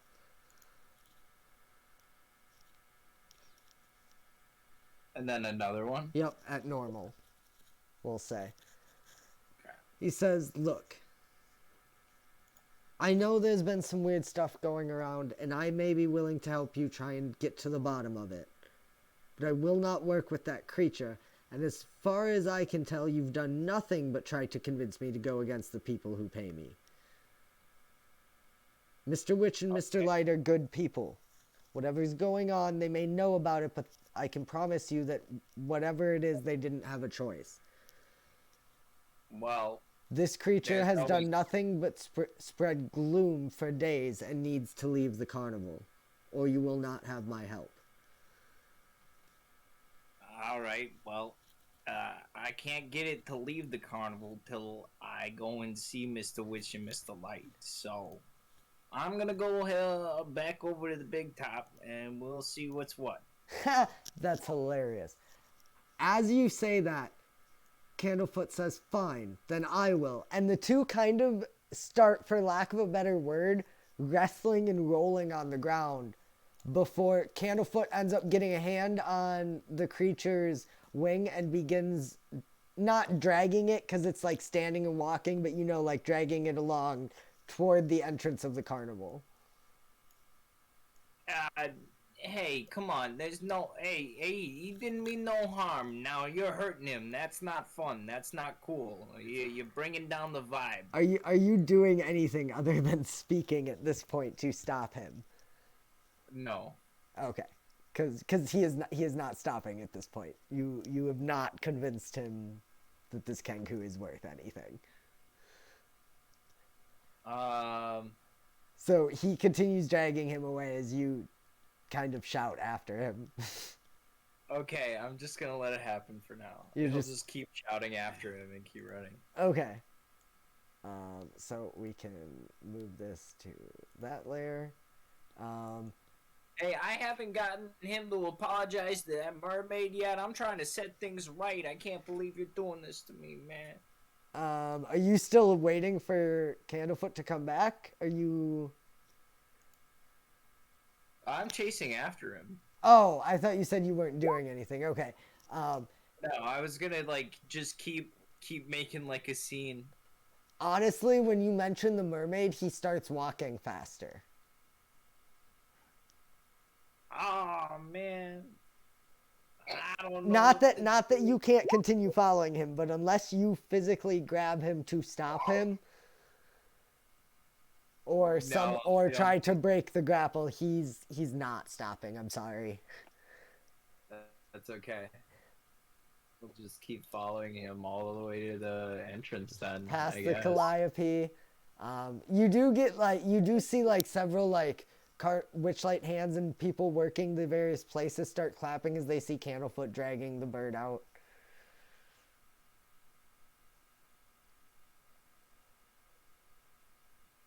Hey, you guys are applauding. That's not cool. Like, I understand this thing's created a mess around here. Maybe we should all just hear him out. Well, what's she gotta say? Give me one general persuasion check.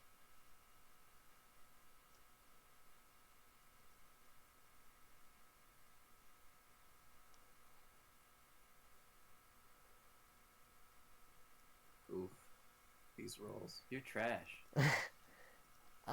You do see a few of them kind of quiet down and look around, but most of them kind of just ignore you. As Kettle Steam is essentially dragged over the bridge and put over, and Candlefoot says, "And don't come back. We're all just trying to have a good time here. We don't need folks like you ruining it." Well, that's all well and good, but it seems like you just ruined everybody's good time. There was no need for that much force. If you're not going to listen to what she has to say, maybe you'll listen to what I have to say. We all know there's something strange going on in this carnival. Everybody here knows it. Look around. You can't have a fun time when you got something looming around your head like that, and we got to figure it out. You're over here throwing out the only person that had any lead on it at all because your owners say that you got to do this. You're bringing down the good time, not me. And he'll storm back over to the Big Top or whatever it is. Yeah, see? Okay. So we will pull you over here because essentially I should have come back to you when they slept Thaco and walked in. But so again, you walk in and it's kind of empty. There are a few people moving around, just kind of checking lights and checking various things. As you come in, if you want to give me a general stealth, you can. It's up to you. Sorry, you cut out there for the last. I said if you want to give me a general stealth check, you can. Sure. Walking in and seeing that there are still people around, can I use my Blessing of the Trickster on myself? You certainly can. You have advantage on this stealth check, which means you roll it at normal. Which it's still an 18. So no one seems to notice as you kind of stick to the shadows and move. You kind of pull out your clothing that you wear under your armor because you don't have armor just on your skin. And you kind of like use it and pull it, sort of like through the joints of the armor so that it kind of muffles you as you're moving. And you make your way to the back of the Big Top where you exit. And if you want, I can move you to the screen with the other people. Yeah, before we do that, he'll actually use his last charge of magic to disguise self. Okay.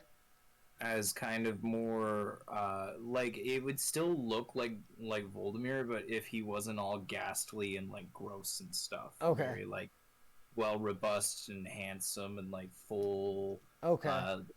And, like, finally glowing and, like, good, like, washed hair. It looks all pristine and stuff, and he'll walk through the gate. All right. Or the tent. Okay. You find yourself. Where are you, Voldemort?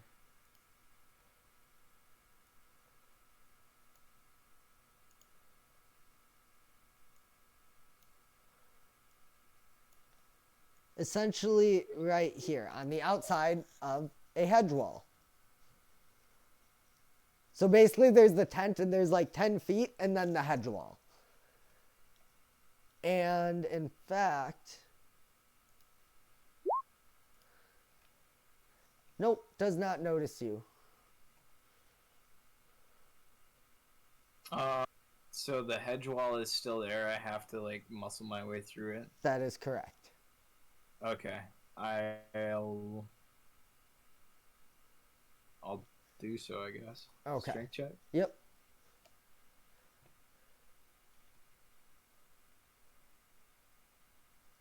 Oof.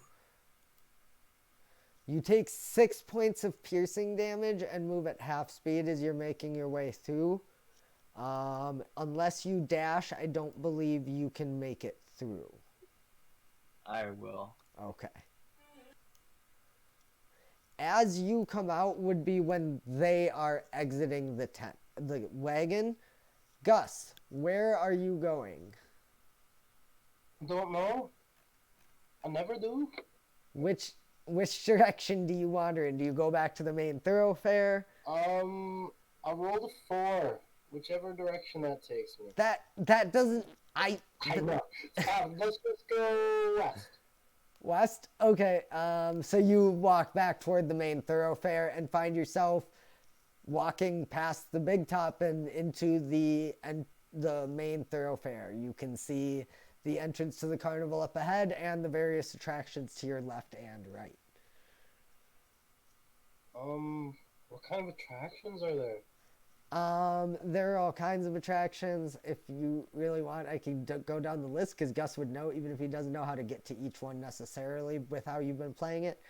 But there is the Bubble Pop Teapot. There is the Carousel. You've seen the Calliope. There is the Dragonfly Rides, the Feasting Orchard, the Gondola Swans, which was over where you caught the Kenku, the Hall of Illusions you've seen, the Lost Property, which is basically lost and found, and like a babysitter daycare center. The Mystery Bubble Mine. Pop. Huh? Bubble Pop. Okay. You begin making your way. You turn right and kind of walk toward the Hall of Illusions. But instead of continuing forward toward the Hall of Illusions, you take a left and get in line for the Bubble Pop Teapot. And as you come out, you, Brick and Marty, see a very clean and robust Voldemir. Thaco, seeing him, quickly rushes forward a little bit and just kind of, who are you? What are you doing back here? This is for staff only. Well, you see, I'm Duke Voldemir Delvestone of Slagstone. And I'm here because you guys just throw out my kenku I had here to talk to Mr. Witch and Mr. Light. So I came personally to handle my business. And there wasn't nobody out front. Nobody to greet me. Nobody stopped me. I had to muscle my way through a whole bunch of thorns, and I'm not very happy about it. And he'll like produce the signet of an imaginary duke and like put it on his ring finger.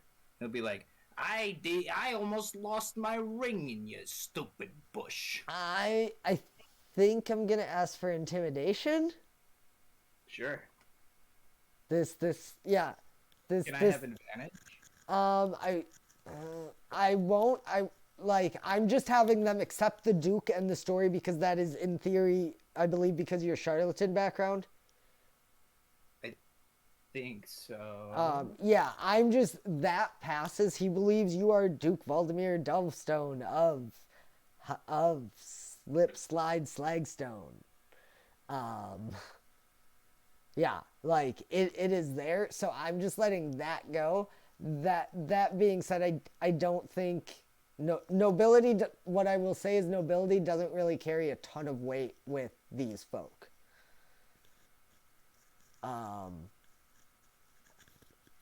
But he He will roll against it still. Yup, that's going to.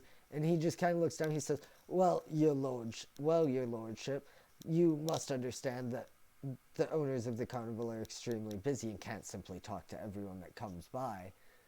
Perhaps you could tell me what you wish to speak about, with them and I can pass it on. Well, you see, the problem about that is I need my kenku here. Well, I'm sorry, your kenku has been causing a lot of trouble and ruining everyone's time for days now. That's specifically because he couldn't speak to Mr. Witch and Mr. Light, in which I had hired him to do so. You would have known that if you had stopped to talk to her for about 2 seconds.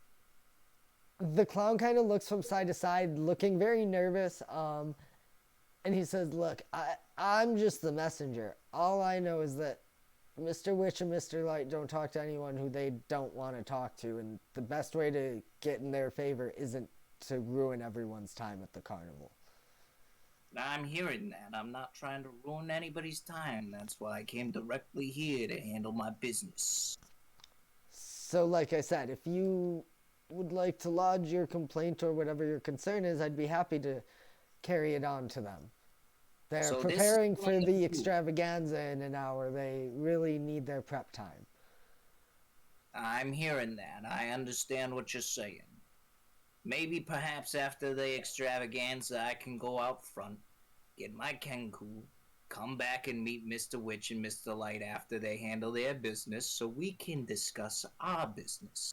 If you give me one moment, Duke Delvestone, I will go and put in your request and see what they say. If they do not want them here, I cannot change their minds. And he will again return, knock on the door. And he'll just dukely bow, just very and disappear in the door. Marty continued walking away, looking like Candlefoot, I believe. Correct? Yeah. Brick, what are you doing? Are you still just standing there? I will Well, no, follow. I thought we were probably chatting as we're walking away. 'Cause Yeah. I would have definitely. Well, Well, okay. Marty would definitely be like, after he's out of earshot and everything, would definitely be like, I'm so sorry for the way that I acted towards you. If those are your bosses, that's what you have to deal with every day, I apologize. However, Yeah, that's why we should everyone really. kind of are dicks. However, we should really start talking about our magic, because we keep just kind of fucking each other over with our own spells. So I had this whole idea for this mime to get in there. You know. We'll talk about it later. Sure. Do you have a cigarette? Yeah, but I kind of have to ask you for a copper. I give you a silver. And he hands you 2. I just want one. You take that. It's my apology to you, sir. No, thank and you. I prestidigitate it. This is stressful. Carnivals aren't supposed to be stressful. out of curiosity, how do you plan to get out of here, Marty? I'm gonna try and literally stick glue to Brick. I still need a as he's strength walking saving through, throw. I'm just gonna I'll put my legs open in a. What wide, I'll say is you almost can have saddle advantage on stance. the strength save. Okay, because I picture me letting him walk normally, and I'll just hobble really fast after him. No, I'm not gonna be a jerk. You can be a jerk. I don't care. You have a I tail. rolled a 20. On the first one? Oh, Oh, I rolled a 19 on the. I was first gonna one. say you have a tail.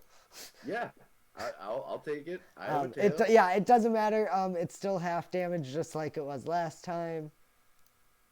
You take 2 points of piercing damage. As you follow Brick out of the hedge. Yep. Wait, can I just back up for a second? Did Valdemir Slipslide Slagstone take 6 points of damage? He did. yes. Damn. Okay. I'm treating it like, what's it called? Spike growth? That would have almost knocked me unconscious the first time through. Yeah, I'm treating it like spike growth, but I'm just doing it flat 2d4 for each turn you walk through it. Okay. Thaco returns a moment later and says, I am terribly sorry, but Mr. Witch will not budge on this. Your dukership of duking slip slide slag.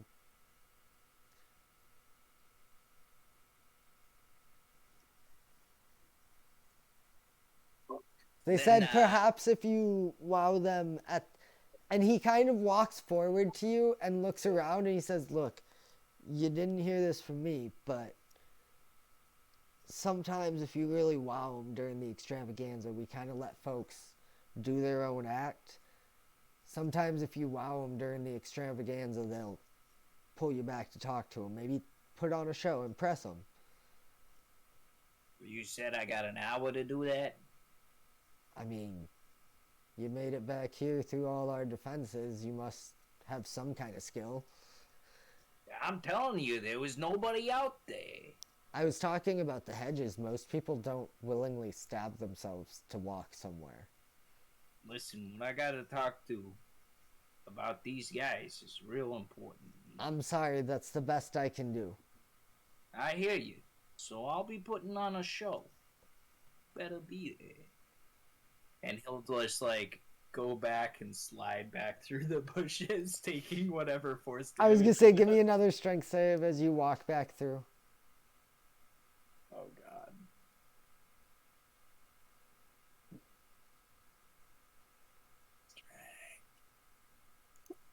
Oh! 3 points of Oh, damage. no. How many? 3. Oh, okay. Oof, dude, what is with our rolls today? Yeah. You mean my rolls every day? This is what it's like to be Steve when you play role-playing games, guys. And like getting through the other side, he is like very heavily winded and just like, ugh. If Probably- you would, probably- are you just openly walking out the other side? Yeah. Okay, I'm going to do this then. Nah, you're good. Okay. You don't see anyone. Where are you going? You had seen after you saw them exit the wagon, and you saw during your conversation with Thaco, Candlefoot and Brick wander off. I saw them wander off. I would probably go in the same direction. Okay, so you start heading down the hedge to meet up with them, and I assume it wouldn't be that long. You would probably see them like making their way back to the main thoroughfare. Brick, Mart. Yep. Yes, sorry, I was nodding my head. And Yeah, I was you nodding. guys really, and Voldemir, this is probably the moment that you realize Gus is missing. Oh, hold on. Wait a second. And that's Hold up. where we're going to end it, I think, tonight, as Gus makes it to the front of the line at the Bubble Pop Teapot. It's getting pretty close to 9. I don't want to get too much into stuff. I had a lot of fun today. I hope you guys did too. Oh man. Where's the fun one? You should write that down. Like, you should make a note that you're like this, like, where's the fun one? So that you start off next episode with it. Thank you so much for all of the subs and support and follow Yunsu. Yeah. And I believe it was Sticks Mix also followed. Thank you so much. We appreciate you guys. I'm trying to find a raid target right now. But it is late on a Saturday. There may not be... Oh, DMDM is playing a tabletop. Let's raid them. Hey! Yeah. Hey. Ow, ow! Timmy also said that he's loving the New York gangsta accent. Yeah. Hey, you know what? I love Or you the too. classic mobster accent is what he said. So yeah, thanks for coming by, guys. We're gonna raid DMDM Studios. They're playing a tabletop called Aegis. I don't know what it is. Sounds kind of Grecian. Catch us tomorrow for... We've got Dickus tomorrow at noon Central Standard Time, and don't forget, guys, daylight savings time. Clocks go ahead an hour tonight. At 2 a.m. Yep. You mean 1 a.m. No, actually, he means 3 a.m. Put out your It'll milk be 2 hours late. Again, thank you so much for coming and Wait, joining us for what'd you this. say, Daniel? I said, make sure you put out your milk and cookies tonight for the time monster as it eats an owl. Oh, yeah. It's unborn baby souls. Duh. Hey. Whatever delicious snack. Thank you so much once again for coming and joining us. I had a lot of fun. And we will be doing this again. We'll figure out when we're doing it, and we'll make sure to post on Twitter and do better about keeping you guys updated in the future. Thanks for stopping by, guys, and as always, stay crispy. Bye. I leave out Go-Gurts. They're by the foot. I'm gonna leave a Go-Gurt out for him.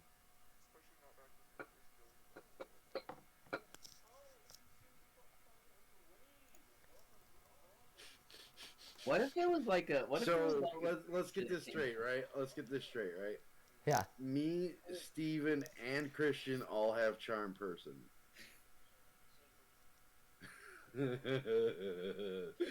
Guess what I took, guys? Yeah, You took charm to person? be fair, I'm not that Oh. mad at you guys. I'll Hey, be man, real you because said you did because mock we're combat. level 2. There's only so many spells, and yeah, I warned you guys that there's, and as you've seen, there's not a lot. People aren't, even when you make them extremely upset and they can see through your bullshit. Thaco has 9 hit points. I figured he's just a regular clown, right? Yeah. Mr. Witch Okay. and Mr. Light have like 70 and 80. Yeah, that sounds about right. Yeah, no, I figured like everybody here is pretty much just a normal NPC. Wow, I never thought about that, honestly. Yeah. Yeah, bro, Well- you put him to sleep, I fucking jipped. No, I know. I was like, that makes sense. It shouldn't have said Elden Ring. I thought I updated it to Dungeons and Dragons. I don't think it did. I said it saw Dungeons and Dragons. Fuck, I can't speak English today, guys. That's okay. English is overrated. It is. And honestly, you guys accomplished a decent amount. So I think I have a weird situation here. Did we skip a lot by walking through the bush? To a degree. As I hinted to Voldemir, Mr. Witch and Mr. Light will have a conversation with you where they are more often open to talking about some things. If you're in favor and if you meet specific things. So to a degree, yes, but ultimately, Mr. Witch is no nonsense and Thaco is Mr. Witch's bitch. Not literally, Wait. but like, You broke up. Mr. You Light said- is a little bitch. no, Thaco Oh, Thaco's a little bitch? is Mr. Witch's bitch. Oh, like you cut out. So I thought you were Thaco's saying- description. Where is it? Let me see if I can find it here. Thaco is the longest serving Witchlight hand, but no one really knows his history and scarcely any dare to ask, for he almost never speaks out again. and harbors a malicious streak that is kept in check by Mr. Witch. He paints his face with a grin and puffs on a bubble pipe. Thaco has retired from performing and no longer stages his knife throw. Oh shit! There was a knife thrower. Yes, but Nice he Thaco. hasn't done that for a while due to an unfortunate incident a long time ago. Well, So yeah, I'll he's just a I just little meta member have here. that. But it like literally like one of the things says like he literally obeys Mr. Witchlight and will not do anything that goes against Mr. Witchlight, no matter what. Yeah, so They you called can just Mr. play it Witchlight off sir. that it's been so long that none Thank of you, the sir. people who are Exactly. here remember. Exactly. It's Mr. He calls Guys, Mr. Witch sir. This dice is insane. I rolled it 5 times. Well, and I'll rolled tell you 3 guys, nat my 20s. personal headcanon is totally that Mr. Light and Mr. Witch are together. You But cut out again. I said Your my headcanon's- headcanon is Mr. Witch and Mr. Light are totally together. Hell yeah. You said there's one bed. I figured they were together. I mean, it's bunk beds, Oh, Oh. but I definitely thought you said one bed. no, Yeah, honestly, I I thought you know there was a lot of long conversation and stuff, but you guys low key accomplished a lot today. Wait, I thought that was a given. Their name is Mr. Witch and Mr. Light, and they Right. call themselves the Witchlight So- Carnival. this isn't a thing that they ever explain to you. It doesn't super come up, but basically they are Shadar Kai, and Mr. Witch Mr. Light was the son of a noble there, and Mr. Witch worked for them and was his tutor. Oh, so he ran away with the tutor. Yeah, there was some altercation where Mr. Light wanted to have more fun, but his noble parents in Shadowfell weren't about that, and so Mr. Witch liked him because he used to have a malicious streak as well, and they went and formed a carnival, and then met someone who ran the Fey Witchlight Carnival, and they traded carnivals, and that is when they took the names Mr. Witch and Mr. Light. Is when they came to own the Witchlight Carnival by trading it with certain terms. Gotcha. This group is just chaos. I thoroughly enjoyed it. I hope you guys had as much fun as I did. It was a lot.